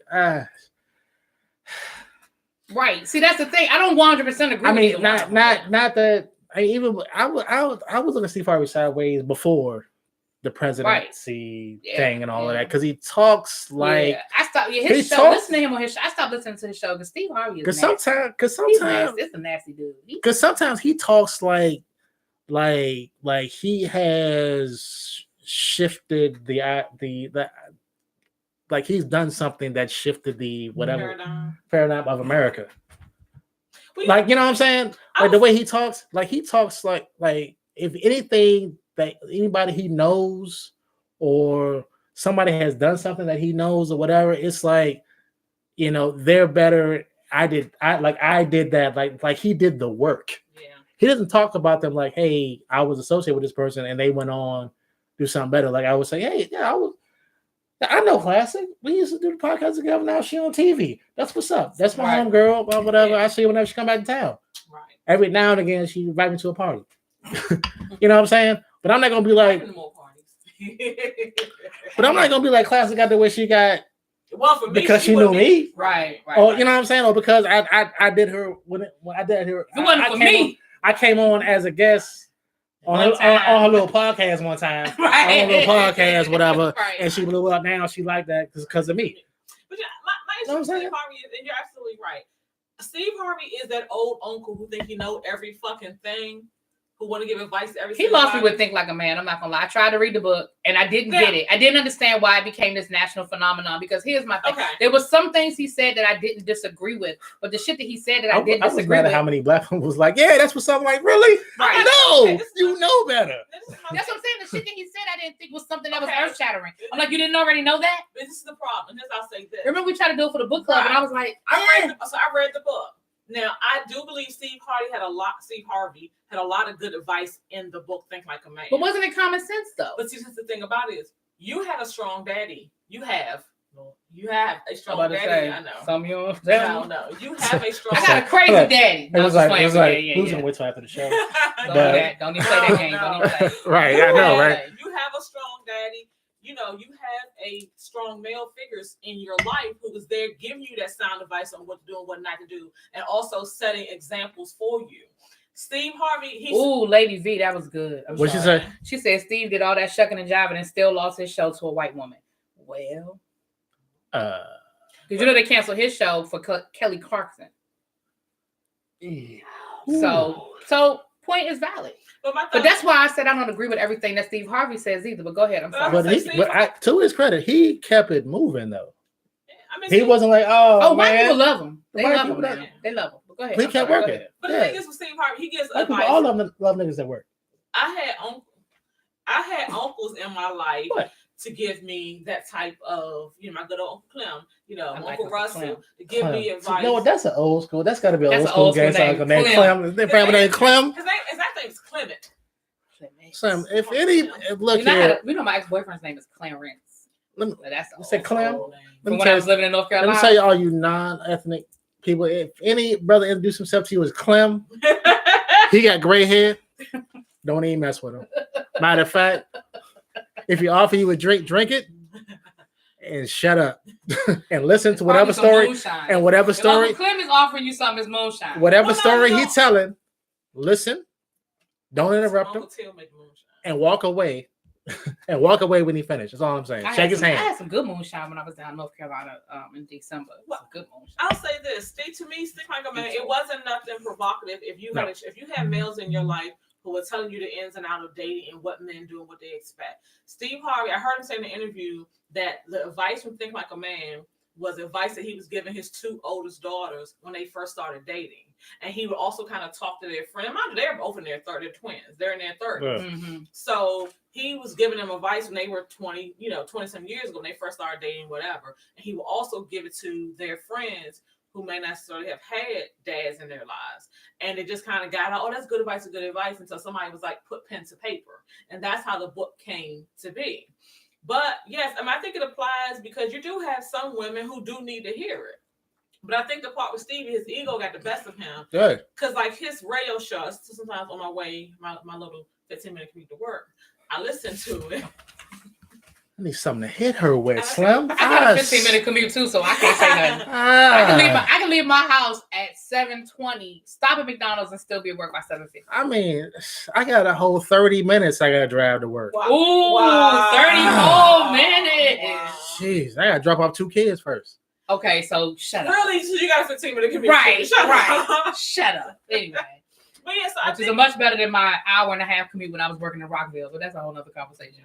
But it's like, I think his ego goes to his head. I know that when he's on a show, his radio show, it's like, he Can you finish a thought, man? ADHD, baby. Woo! Go ahead. I gotta bring music, soundtracks over. I press buttons to start playing stuff. That would be so loud. That would be dope. That means we had to have a scripted show, though. Okay, no, we can't do that. I can give you my top 10 songs. Like right now in my head, the girl is mine. Yes, she's mine. We'll talk about that offline. But damn it. Just that Steve Harvey, they get that certain level, he's surrounded by yes people. And it's gone to his head. Oh my God, and he is. Thinks that it's apparent he is. He thinks that all his advice is sound, logical advice, and what he and says everything he said doesn't mean across it the board, and it works for everybody. And he says it in a way, and he says in a way like you have to listen to what I'm saying. Yeah. Right. This is the and if realest you don't shit agree you with ever me, gonna then hear. you're wrong. Something's wrong with you. Right. Guys. That's right. There's something is wrong with you, and that's why I'm saying he lost me at Think Like a Man. Again, there are parts of it that are valid. I'm not taking away. There are parts of that lost me. It's like, wait, how? Because some parts of it was kind of like, is the man unhappy with himself? But see, the problem is that's how but the problem is he internalized everything because of what he did and the way he handled stuff. Because he starts it out by saying, talking about his situation, and all men are boys for the most part, right? And that women Yeah, and his women have to do Right. certain things. And that Steve Harvey is a 65-year-old man. So he gives advice that She was. Show it. You just gotta What? show the message. It's all right. I Fuck. did it. What are we so? You all Oh. you all who? You all suck. Okay, well then get the fuck out. That's Dana. Oh no, Dana, don't get out. That's how I was like, My what? bad. We suck, Dana. Why we Did suck? we suck, or are you talking about men? Men suck. Well, that's your problem. But yeah, men do suck. But you know, But I agree with you this week, Dana. Men suck. I'll see you when I get home, woman. Show her. Shut Steve Yeah, Harvey. say something. Come on. Steve Harvey gives advice, and all honesty, that was prevalent 40 years ago when he was out as a young man dating, trying to figure out What was his that? way to do things. Wasn't there like a whole? Oh, she's talking about the commute. Oh, about the commute. Oh, sorry. My bad. She got to go to Silver Spring. Sorry, D. Oh, She got to go to Silver Spring. Silver Spring. Oh, In their yeah. house, I take the back roads until I get stopped by the school bus. And the trash men when they come out. Sometimes Oh, I get that- yeah, on and- Thursdays, on Fridays, I get stuck by the trash man. Tuesdays and Fridays, Yeah. I get stuck by the trash man. If Yeah. I don't get out my neighborhood, I get But wait, caught. what But was you that? know what I find? When there's a 2-hour delay, it be traffic. Because we run into like that 9 o'clock. Oh. But Mhm. yeah. Oh, 2 hours late for me. I don't have to be able to 11. But go ahead. By 11 o'clock, my day's halfway over. What was that? There was a book series that was out. Men Cry in the Dark. Wasn't that? Oh. Michael Baisden. Yeah, that whole series of books, and it was like, oh, Michael like it kind of made more sense, I guess. But Men Cry in the Dark was about that whole systematic of be a man, don't cry. This is how men are supposed to act, and you saw But how it was passed down Well, from I read it. generation to generation. Well, I read it from the relationship standpoint of it, Mhm. like the But relationship. no, I'm saying that's what I'm saying. Yeah. It was kind of like I ain't read it in so long. from I've never read it. from my side, it was Long time like, ago. why are you letting other people like you was dumb. Like, were you not happy before you got in a relationship? Like that's, I guess it's always where I fall back into. Little baby, you be dogging people out. Why? Little baby said that Steve that they thought Steve stole the book from a lady, and that it makes sense to them because Steve don't have the intellectual capacity to write a book. I don't disagree with you though. Wow. Like I said, I was pissed off with that whole think like a lady thing from the beginning because, like I said, once I love the movie, think like though. a man, act like Look, a but the book, look, other if- than the 90-day rule, the book it had nothing to do with the book. The Look, biggest I thing want to about let that you book know was if the I whole write a book, 90-day rule. if I ever thing. write a book, I'm gonna let you know that Classic probably had some input on it, just to make sure it even made any sense. I'm not gonna lie. I do Get want to myself write together. a book. That's all I'm saying. I do want to write a book, and I already have a title for it. Don't tell us. You don't I'm want to not. steal it. I'm not. I actually, just to let y'all know, FYI, I actually do have a book that will be finished before the end of the year. Is it the one that I started reading? Mhm. I've been waiting to refinish. I Yeah. read the first 2 chapters. I mean, I've been waiting. me and I Fat got about Boy. 3 chapters left. Look, so. me and that's Fat Boy- my 2019 goal that I will finish that book. Look, me and Fat Boy were trying to do a novel since '96. Page a day. Waiting on, I'm just saying, it's Page a week. I don't know how I feel about that one. Anyway. woo, supposed to. So our supposed last to, topic. Novel. Thank y'all for everybody that's been rocking with us. We appreciate Right. the comments. a graphic novel. The graphic novel will be hot. A graphic novel. We I trying to do a think graphic you novel. talked about that already. That about the graphic me novel. and 'Cause Fat he's Boy doing supposed to the- been doing he's doing the illustration. since ever. Right. Fat Boy's doing the illustration, right? Yes. I didn't know that. This dude. Yeah, I didn't know he could Just draw peeling either. back the layers. I didn't know Fat Boy This could draw either. dude is Amazing. an artiste. Really? Really? Well, I'm gonna need. Yes. I'm about to say something that I don't need to say on live. I was gonna say live TV, but anyway, I mean, we getting there. We we're getting getting there. it. All right. So our last topic, which is a hard topic for me to discuss, because I'm gonna be honest with you, it really hurt me. It really hurt me. Hold your hand while you say it. Come on, ready? Jesse. And who? Jesse. Jesse Smollett. Jesse. What's Jesse's going on? girl. Dun, dun, Oh, dun, did dun. you give us a song? I just. Right. Here's Somebody- the thing. somebody Here's had the it. thing. Yeah. I, without any question, 100%, when the story came out, believed it and had his back. And when other people were questioning his story and stuff, I was upset by it. I defended him. I probably cussed the people out over it. Like live. Now, what we're hearing, and now let me say this: I still believe Jesse. I believe Jesse a little less, but I still believe Jesse. Now, with that being said, they arrested the 2 Nigerian brothers, and they told their side of the story, and the police released them, which tells me sorry, I had that the funny police. thought. Wait a minute, The they were police Nigerian? believe they were Nigerian brothers. Now, the police released them, which tells me that the police believe enough of their story to say, okay, we know you're not guilty. And what their version of the story is that Jussie Smollett hired them to beat him up for whatever this narrative is. Now, the producers of Empire have come out and publicly said Jussie was never being written off the show. We never talked about it. It was never a situation. His position is secure with the show. So that theory is blown out of the water. Jussie and his lawyer have released a statement saying that he did not do this, that he is not guilty, that he is still a victim, and that, they vehemently deny he's still been what's being treated as said. one. So, with that being said, I'll start here because I started there last time. Do you believe Jussie? How you feel about the situation? Then I will come to Mink. I mean, how I feel about it is like I'm hoping like he didn't really fabricate all this, because that really sets like stuff back, as opposed like the crime that happened. That really, you don't want to, like, it's certain things you don't want to cast a shadow without on automatically. Hate crimes do actually occur, right? Like, I'm trying to set it back. Yeah. So I'm hoping it's not true. And I mean, if it is, like, why? Like, I don't even understand the end. But it was kind of like and I read some stuff on it from the when because it got political from the left and the right, and it lets me it compounded what already frustrates me about the country.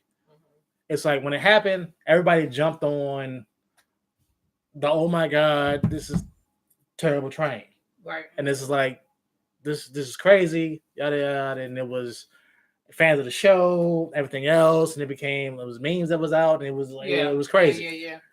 So now the Nigerian brothers, now that they got, they're basically locked up. I mean, they were when they were locked up. Out now. I mean, when they were locked up and facing, but there must have been something for the police to say we're gonna let them go. Right, when they were locked up and facing time, they was like, whoa. Right. It was some bullshit though. Like, it wasn't, you know what I'm saying? So I understand the police side. On the side of this may be all bullshit or whatever, it's like, hey, give me your passport, you're not leaving the country. Right. You can leave jail. Right. You can't leave the country. Because people do get released when the police think they're guilty. They just have to get enough proof. But it's like, but now the other side, it's like, haha, see what I'm saying? And blah, blah, blah. And the same people that making memes to support Jussie and now making memes to say he's faking. So it's kind of like, everybody's, but there's been no proof. There's been no, the system hasn't worked. There's no report, judgment, nothing. This is all speculation on both sides. Now it's speculation on both sides. Right. So it's kind of like when all the facts roll in, and that's why I'm saying. Court and the judge, that's why I'm like, and the judge go then I have something actually to say. The way my thing like the Law and Order. I just feel like then I have something to say. I'm great coming to you, Mick. For me, I'm still holding on to, because one, I don't want to believe that he would do this. But two, what is the motive? Like, what are you? Other than sympathy, what are you trying to get out of this? But Mick, what you got to say? I don't know. If it really did happen, I feel for him. Nobody, regardless of race, sexuality, or whatever, should go through this age, whatever. If he lied, I'm trying to figure out why. What was he sticking the game? Right. What does that mean about they bought the rope? I bought new Timbs and when it's time to do it out the same night. That don't mean nothing. But the thing about it is, why? Okay, facts. Part of it was they were screaming MAGA, MAGA. Two Nigerian people, will someone make America great again? That to me don't. But that tells me that they want to purposely throw off who they right. Like if that's like when the daughter. That's a good out. That's like when the Sons of Liberty dressed up as Indians for the Boston Tea Party, because if anybody saw them, they wanted them to blame the Native Americans. Right. So but for them to say they found that history in there. But say they found these two Nigerian brothers in connection, or the people in black hoodies or whatnot punching people on Inauguration Day, and they were what? Yeah. And they were what? Yeah. Right. Makes it seem more like he did hire them. You know what I mean? Like it makes it. Oh man! It makes it plausible, but doesn't make it a fact. Right. But people are jumping on like stuff that's in the media as fact, and that Right. bothers me. That's the part that bothers me. Right. That's part that bothers me. The last thing I heard about it was like on Wednesday or Thursday, because again, my 15-minute. Oh well, no, today it's been coming on. Yeah, I don't get Yesterday, some stuff came out that the police believe that allegedly that the police believe that Jussie Smollett hired these guys to do it. See, I hadn't heard anything since Friday. I was hanging with the short one yesterday, and I was watching movies today. But they have to take it. It's a confession. They have to take it. Right, that's what I'm saying. People have been. I mean, I look so at they the have to. channel. So they have People to get research released all this. the time, and the police we know they're guilty. We just don't have any proof. So just because they told their story, the police have to vet that story. Right, the police have to vet that story.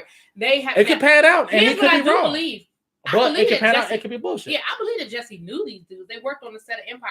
There's pictures of them with Lee Daniels. Like, I believe that they all knew each other. That part of it makes sense to me because the part I never understood was how somebody just randomly rolled up on you and was like, "Oh, you that nigga from Empire." Right. But that makes sense if they're friends. They've talked. He's like, "Yo," because I would do that if you called me as I'm getting off the plane. I'm like, "Yo, I'm just getting off the plane to BWI. Yeah, I'm headed home now." Plausibly, you and your mom would know what time I'm getting home. He went to the subway that's right there where he lives. So plausibly, I would run into you and say, "Oh, well, I know it take her about 45 minutes, blah, blah, blah. I'm going to be at her house in about 30 and I'll wait for her." If you were trying to roll up on me. So that part of it, okay, that makes a connection. That also makes the connection of why he didn't necessarily want to hand over his. Now, he said he wanted to hand his phone to the police, but he gave the police his phone records. The police were saying that he handed over a PDF that could be manipulated, and they wanted the actual phone records. See, I don't know. What are they about PDF that could be manipulated? If it was manipulated and it's a PDF, if you had the software, you can see that it was manipulated. I want to know how to manipulate a PDF. I don't know how to manipulate a PDF because a PDF is like solid. No, all you need is a full version of Adobe. But my thought is this. I understand. I saw an interview with him that he did a few days after the thing. He said how he did not want to give up his phone. And he said, I have pictures and video on my phone that he necessarily contacts and he doesn't want in the public. He is a celebrity, so he may have straight direct numbers to other celebrities that necessarily may not be out. And we all know human error, human curiosity. Taraji Henson, for example, her cell phone number could be on there. You know, they could put her on a compromise because he can have naked pictures. That's what I'm saying. He could have naked pictures. I'm saying. It could be stuff on there. There is no such thing as could. He has naked pictures on his phone. Yeah, he says he has pictures and videos that he doesn't He's a want celebrity in the public.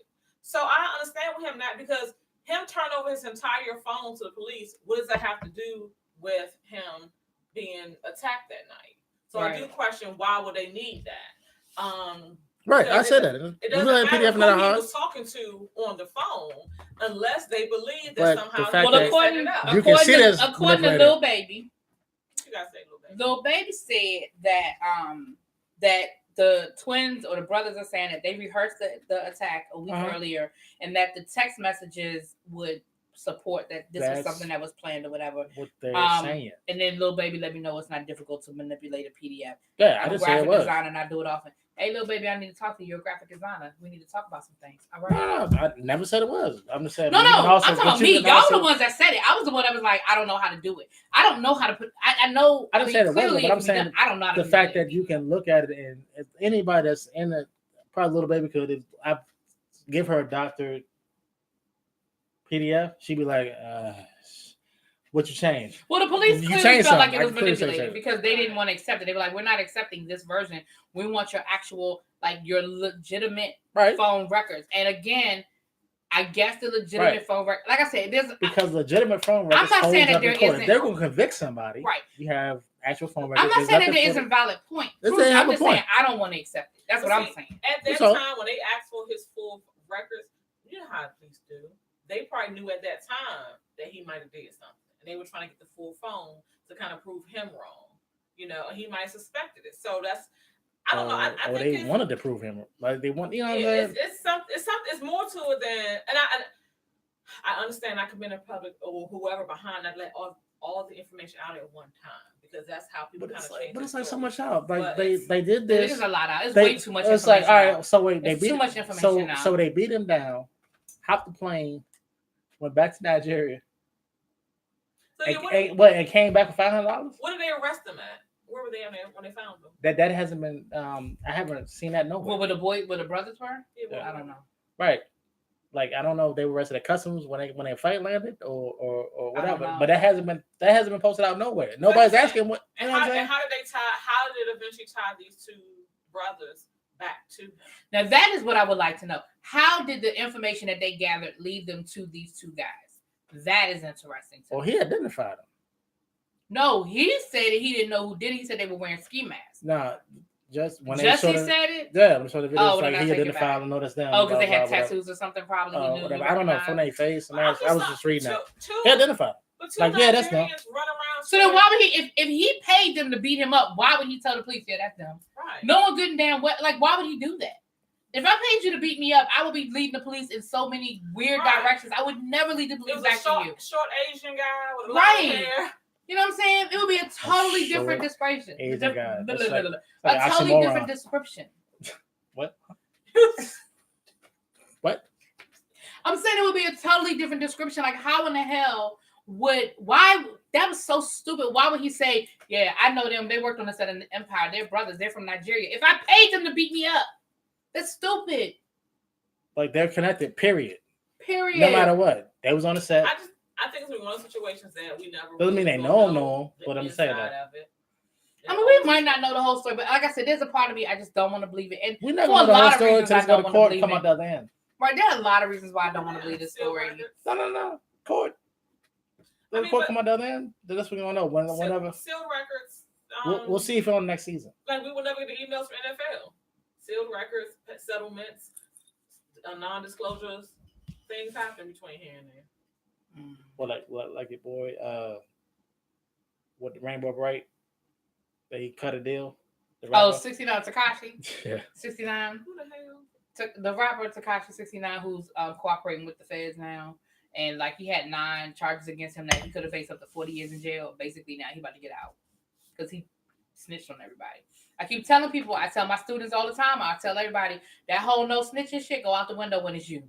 It sounds good when you on the sideline, but when you in the box and they start talking about you facing 40 years in jail. You ain't watched First 48? No, you got to watch First 48. Watch the first 48. I've seen a couple episodes. You're a rapper named Tekashi. You sound kind of soft from the jump. So. You should see him. You never seen him? I'm sorry, Neil. He look a hot mess. And who's the rapper that was British? Does anybody know? 21 Savage. They all look alike. The Migos, all look alike and sound alike to me. So yeah. So Big Daddy Kane gonna be. Where's Big Daddy Kane gonna be? Him and Adina Howard. Yeah. Look. Let's get some tickets. Howard Theater, Royal Fun something. Oh, I hate the Howard Theater. Oh, I hate to say that though, but I'm not crazy about the Howard Theater. Really? Wall Farms I could do, but the Howard Theater. It's gonna be something with Adina Howard and Big Daddy Kane. I could do Big Daddy Kane because I could do Big Daddy Kane though. Y'all know I went to the Howard Theater to see Rakim. I acted like Adina Howard back? Man, I don't care. I act like I was 12 years old again, and he touched my hand, I about fell out. And I'm a grown ass woman. That's Tekashi. That's Tekashi 69. Let me say something about Rakim. Rakim could get it. I love Rakim. I think he's sexy as shit. He gonna turn real quick. They brought his ass a bag of Cheetos and he turned. Not a bag of Cheetos. It didn't take much. I mean, they was about to twist all his colored braids in the ponytail when he got it. He gonna be sitting in front of one dude's legs. Brothers will be braiding his hair. Right between his legs. Somebody's girlfriend. You need an updo, man.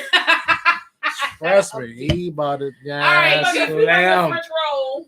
All right, people. Well, thank you guys for hanging with us. Anything else anybody want to talk about? Like, we're going to keep an eye on the Jussie Smollett story. Like I said, I don't want to believe it, but it is what it is. It is what it is. There is something it's going to be good. We were having a good conversation about Men for Mark. We're going to have to do our relationship. That's what I want to do. We have to do our relationship roundtable. Something, a little something right now. Okay.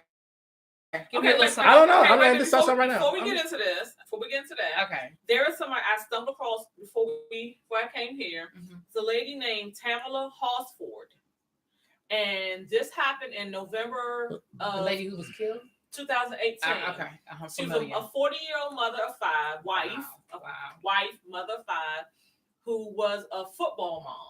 And the moms decided to have a sleepover. You know, women just trying to hang out, whatever. Yeah. So she went to one of those last week. Drink wine. Yeah. She went to, and it was supposed to be it was 10 people all together at sleepover. 3 of them were men. I'm not sure how wide it is. I get we all trying to be equal I don't. and give me liberty or whatever. Okay. She wound up dead. She was beaten to death, right? Yeah, she was beaten Yeah, to death. I They remember found her reading face down in the front yard. At her house? No, at the sleepover, wherever the sleepover was. Another person's house, one of the women's houses. She was the only African American. At another woman's house? Yeah, she was the only African American there. Everyone else was Caucasian. All right. They found her in the front yard. Now, from what I read, they found her in the front yard, face down, beaten. She had already died. Face down. Face down at 7:30 in the morning. They didn't call the police till 9:30. Wow. And then one of the men who was at the sleepover works for that area's police department. What?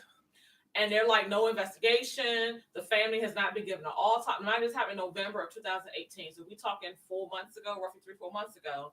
No autopsy, no police report. They're not trying to give them any information. The one guy who was there, who worked for the police department, to my understanding, he's lost his job. But other than that, nothing has gone past Why that. lose his job? He ain't do nothing. I know. So now this that we know of. These 5 children don't have a wife, don't have a mom. The 5 children don't have a wife? 5. I said the husband don't have a wife. Oh, okay. 5 children have a mom. But the 5 children didn't have She a said wife. it right. Okay. I mean, I thought I'd heard it that way to begin with. But But then she said I it, understand okay. I've been drinking. So I just drinking. I just let her have it. I've been drinking. These niggas here. I'm just, I remember I did read a little something about that. And again, I say we have to have the same energy I have for Jussie Smollett. Yes. We have to have that same energy for these types of stories. Yeah. I don't know anything more than what you just said. But we definitely need to continue to put the pressure, be public about. But that bothers me. Like, how is there nothing out about it? Yeah. As far as evidence or conviction, nothing. And she went to She went to the sleepover under the guys. That was gonna be all women. So when there were 3 guys there, it was 3. That part right. There's a problem. There's a problem. There's a problem. That sounds like an ID episode. Like something definitely went down. Right, and I'm not knowing more means. I feel for this family. I praise God for this family, everyone who knew her and is touched by this happening. What's her name again? Tamla. I hope I'm saying it right. It's Tamla. Tamla. Last name is Horsford. Yeah, Tamla. So my thought is, for me, red flags would go up, because if I got there and men were there, yeah, I'd have been like, oh, you know what? I forgot my toothpaste. I'm gonna go ahead and go on home. Oh yeah, for all of y'all saying something, she should have left. Well, shut up. Really? Well, shut up. but I don't know how. Wasn't it? I don't know how. I mean, I'm just saying. I know she could have got there, walked into the bag. She could have knew everybody there. Yeah, and we don't know what happened. It was like, oh, we got different rooms. Little baby said, "Don't go to Christian route. If somebody accused of murder, you better call on everybody to get it." That's what I'm saying. We need to figure out what the fuck is going on. Like that whole story is just so much that don't make sense. Right, in that it's story. a lot. There was a situation like maybe 2-3 years ago where this girl, I remember this young girl. Is she faced down the front lawn one day in the suburbs? At 7:30 First off, but they said they found her 7:30 in the morning. You didn't call the police until fucking 2 hours later. What? You have a dead body, regardless of whether she was at your house. There's a person that was there. there. You had a dead body in your front yard for 2 hours, and no one thinks to call the police. You find her at 7:30, and then you don't call until 9:30. Was this over a weekend? It was, I forgot, it was November 4th, so whatever it had been a weekend. That's a problem. No, that because I'm saying what part of the country does it say where that took place? I'm about to find out. Because how do they find her at 9:30? We need to make it public, and people need to. Who had to leave early? People need to keep that same energy like we Georgia. have for Jussie Smollett in Georgia. I'm just saying, who leaves a sleepover who had somewhere to be by 10? I mean, I left a sleepover last weekend, but so it was 7 white women and 3 white men at the home in Forest, Georgia. Right. She was severely beaten in her head and face. Her body was discovered by the homeowner's aunt around 7:30 a.m. However, 911 was not called until 9:30 a.m. Oh yeah, that's a problem. Oh no, that's definitely a problem. We got a lot of problems with this. Yeah. Because she could have been alive at 7:30. She could have been. She might have been. But the fact that tells me that y'all was sitting around trying to get rid of evidence, trying to get y'all story straight. Like 2 hours is a big. What you gonna say? Right. What you gonna say? Well, we were together the whole night. We didn't do nothing. You know why that conversation was happening? Because somebody from the police department was there. Yeah, that's a problem. We need to all bring need to in- say the same thing. We Yeah. definitely need to But that was investigate that. There was this like maybe 3 years ago where it was a young girl. She went to a sleepover, teenagers. She went to a sleepover, and when she got to a sleepover, That's one of those conversations not going to bode well for any of my children. But go ahead. young girl. Oh, that's the one that got stabbed. They stabbed her. No, they beat the hell out of her. Okay. It was the girl who came to sleepover. She was a teenager. Mhm. The girl that was her friend lived there. That girl's mother, a couple aunts, and some uncles were all at the house, got together. They had to sleep over with the intent of beating this girl. They beat her I don't know that. and put her in a hospital. This is like maybe 3 years ago. Put her in a What hospital. I want to say What? I want to say it happened in the DMV. I can't remember for sure, but they somehow they put her out or something, or they released her that next morning. She went home. Her family saw her, took her to the hospital. Because she was badly beaten. Oh, don't worry about it, because she had some pookies and some Jims and some whatever. They went to the house, knocked on the door, and got it in. And that shit got the rumbling. And then the people who abused the girl called the police on her family and was like, "Oh, y'all, they at my house, they're threatening me, da da da." Thankfully, the police that showed up had kids and was like, "What the hell happened?" They brought out their phone like, "This is what she did to my daughter, cousin, whatever. She was here last night. They beat the hell out of her." The police was like, "Oh, we're not pressing charges on this family." That's crazy. So that's what I'm trying to figure out what's going on here with this situation with this 40-year-old woman.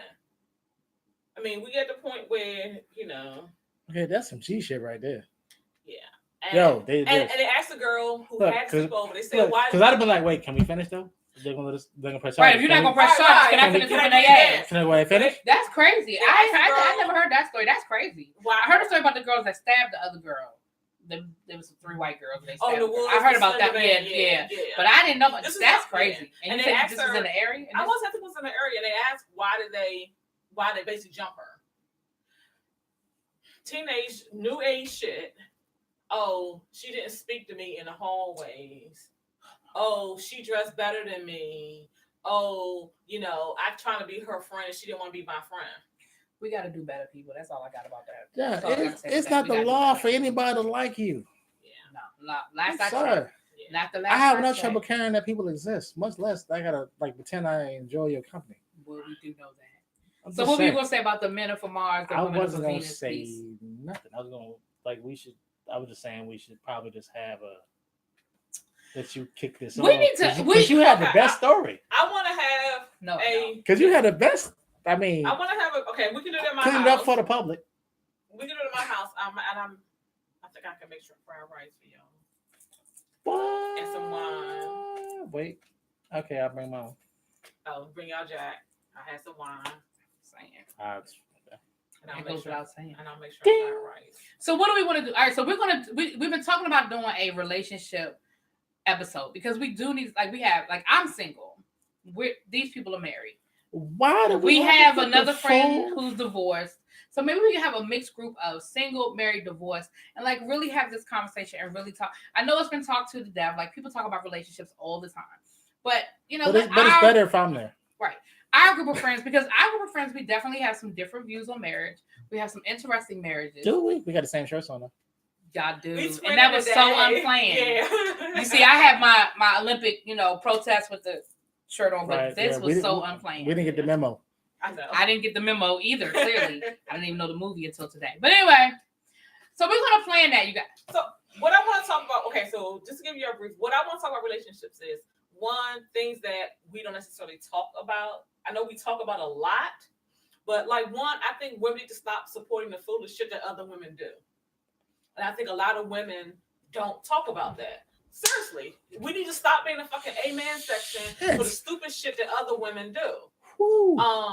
Women, sometimes he ain't scared of you being strong. He ain't scared of That's funny, little baby. What? She said you would look at Married to Medicine. No. Oh, she was talking about it was a reference to Married to Medicine. Oh. So it wouldn't be funny. We can stop talking about, women. No, it's not that you're too strong and he can't stand strong women. Your ass is the irritating bitch. Let's just be for real. That's the shit that I want to talk about. And we're doing this at your house? Do it in my house. What day, nigga? We need to put this on the calendar. We need to go and put that one That's down. the stuff I want to talk about. The taboo shit that we don't necessarily talk about that's out there that we kind of, girl, you too strong, and then behind her back, that bitch don't cook, she can't clean, and her shit probably weak. But we don't want to say that. But let's be honest. That's because if you and women keep picking the same type of fucking dude. Well, I have that problem. I have that problem. I pick the same dude over and over again. And then you expect something different. Why? I don't expect anything different. I have to figure out why the fuck I keep picking the same type of dude. Okay, see now I know what the end is gonna be. I just don't know why I keep on the beginning. That's the stuff I want to talk about. Wait, what? What? How you start knowing how it's gonna end?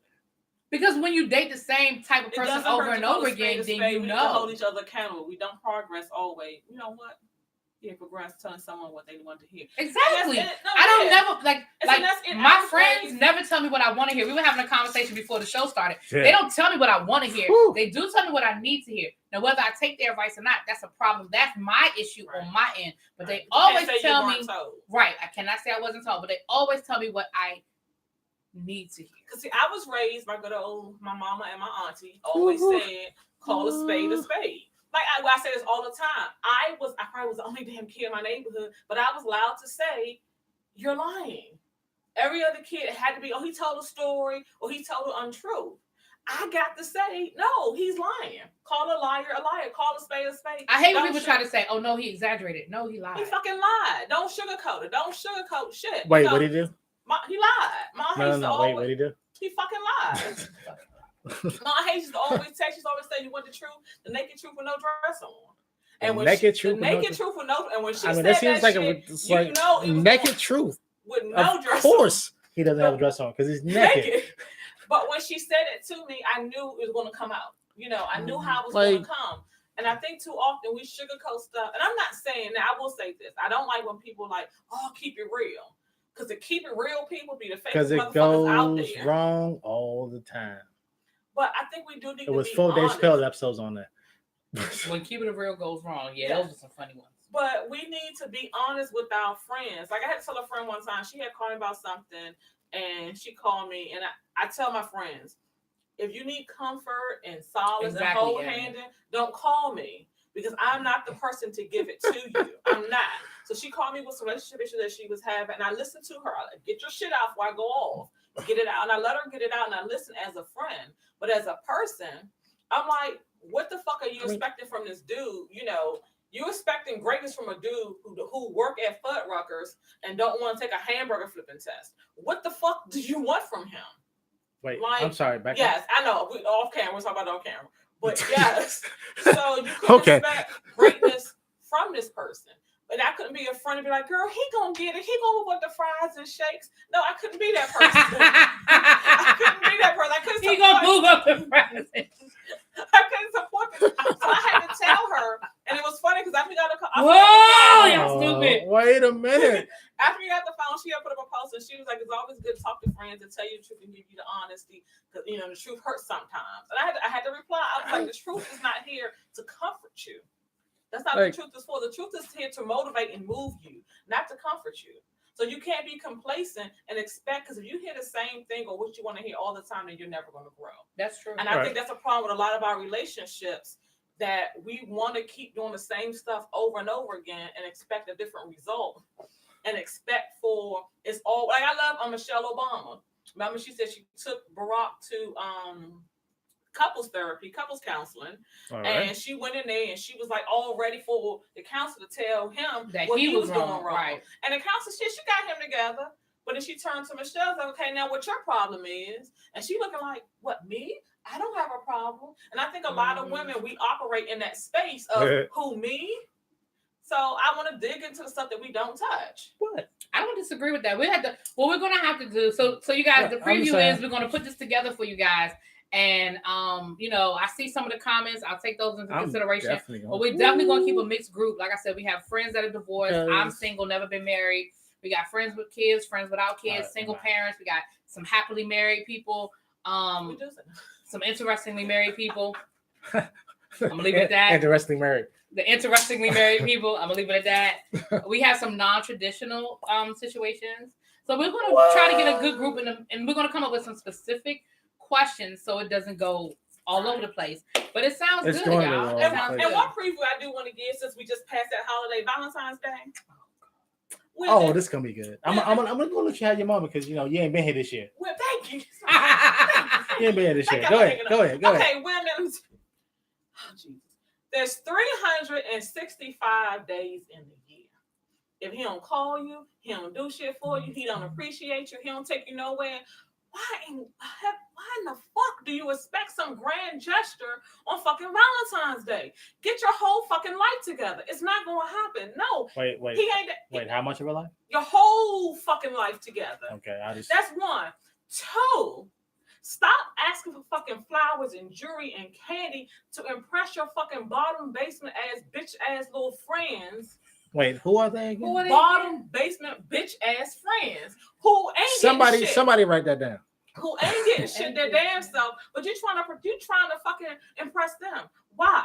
Who gives a shit? If you got your fucking relationship and it's solid, don't nobody give a shit what you got. Let me tell y'all something. My husband and I, we fucking 24 years in this game. You know what I got for Valentine's Day?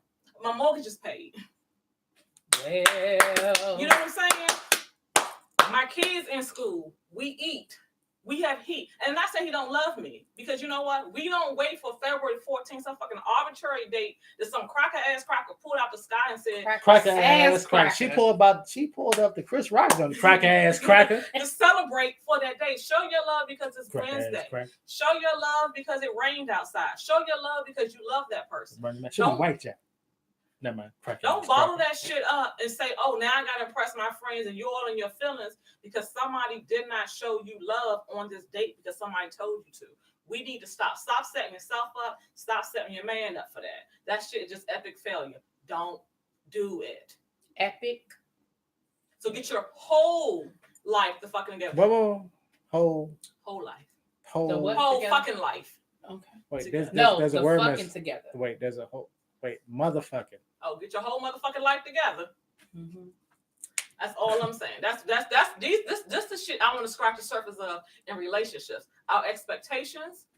It's only you want to scratch more on the surface, but go ahead. I'm about to say, yeah. And what we're willing to give, because while you sit back talking about what he won't do, what the fuck is you doing?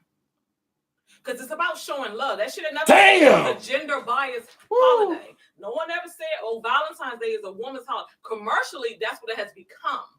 But that's not what it was about. It was supposed to have been about love. And again, you do your history and look back at it. We just start celebrating Valentine's Day until De Beers.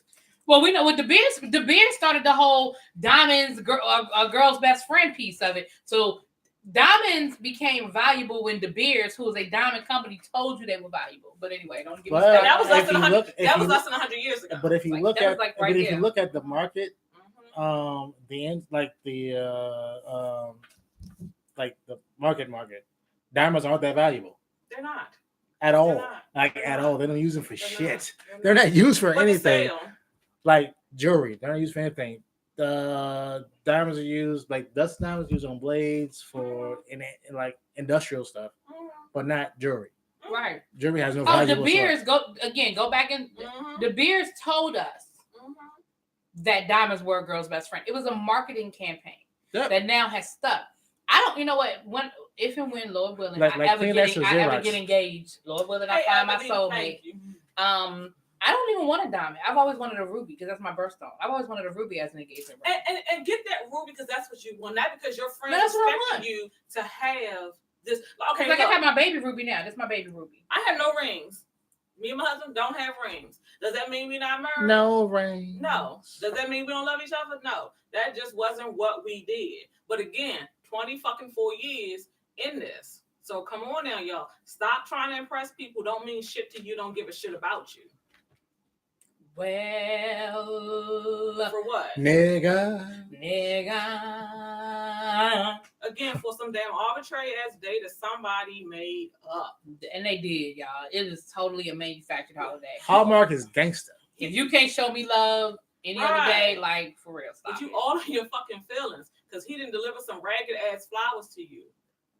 They could get from a dude because it's a dude that got a shop on downtown. That's going to die. Stand right there. That's going to die. And the thing about it is, and in some cultures, they don't You believe can get 2 dozen for 20 if you chop them down. If you celebrate the 15th, you really can't. But in some cultures, they don't cut flowers. They believe it's a bad symbol because you're cutting something that's going to die. So I'm giving you a dying flower to represent my love for you, which means my love for you is what? Dying and has an end. There's an expiration date. Yes, some cultures say give a plant or give a seed because you nurture like a relationship, and the more you take care of it, the more it grows. That is an interesting concept. And no matter what, it continues to blossom. If you take care of it, like the relationship, it continues to grow, it continues to blossom if you nurture and take care of it. But y'all spend $200 on some fucking fake ass flowers. We're going with you yourself. Enjoy some damn flowers. Look, and have all y'all at the reception that's at work, like, anything come for me? Did I get something? Did you do something? What did you do for anything come for me? What did you do for the PO for Valentine's Day? Did you do anything, or do y'all have like a whole like we don't celebrate type thing? We have a whole no, I'm sorry, this play. She didn't get flowers because one, I got allergies. I ain't get flowers in my house. I ain't got time for that. But she's supposed to kill you, so. But what she does, what I know my wife does like is chocolate and strawberries. You got her some chocolate covered strawberries. Did you feed them to her too? 2 dozen. Did you feed them to her? I didn't have opportunity because they delivered. I mean, they was delivered. Oh, so by the time you got home, when I got home, the box was naked on the floor, nigga. That shit was like a skeleton. You should have told her save 5, put 5 in the refrigerator.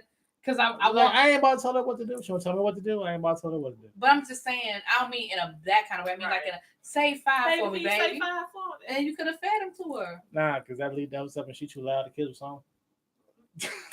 That was too much information. She what? Whatever. Don't worry about it.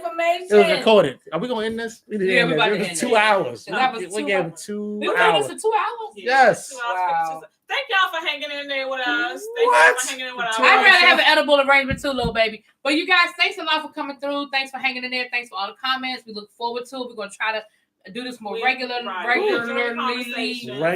As you can see, the sun has gone down while we were talking. Right. Y'all have a great President's Day weekend. Even though we don't have a real president, enjoy the day off if you get one.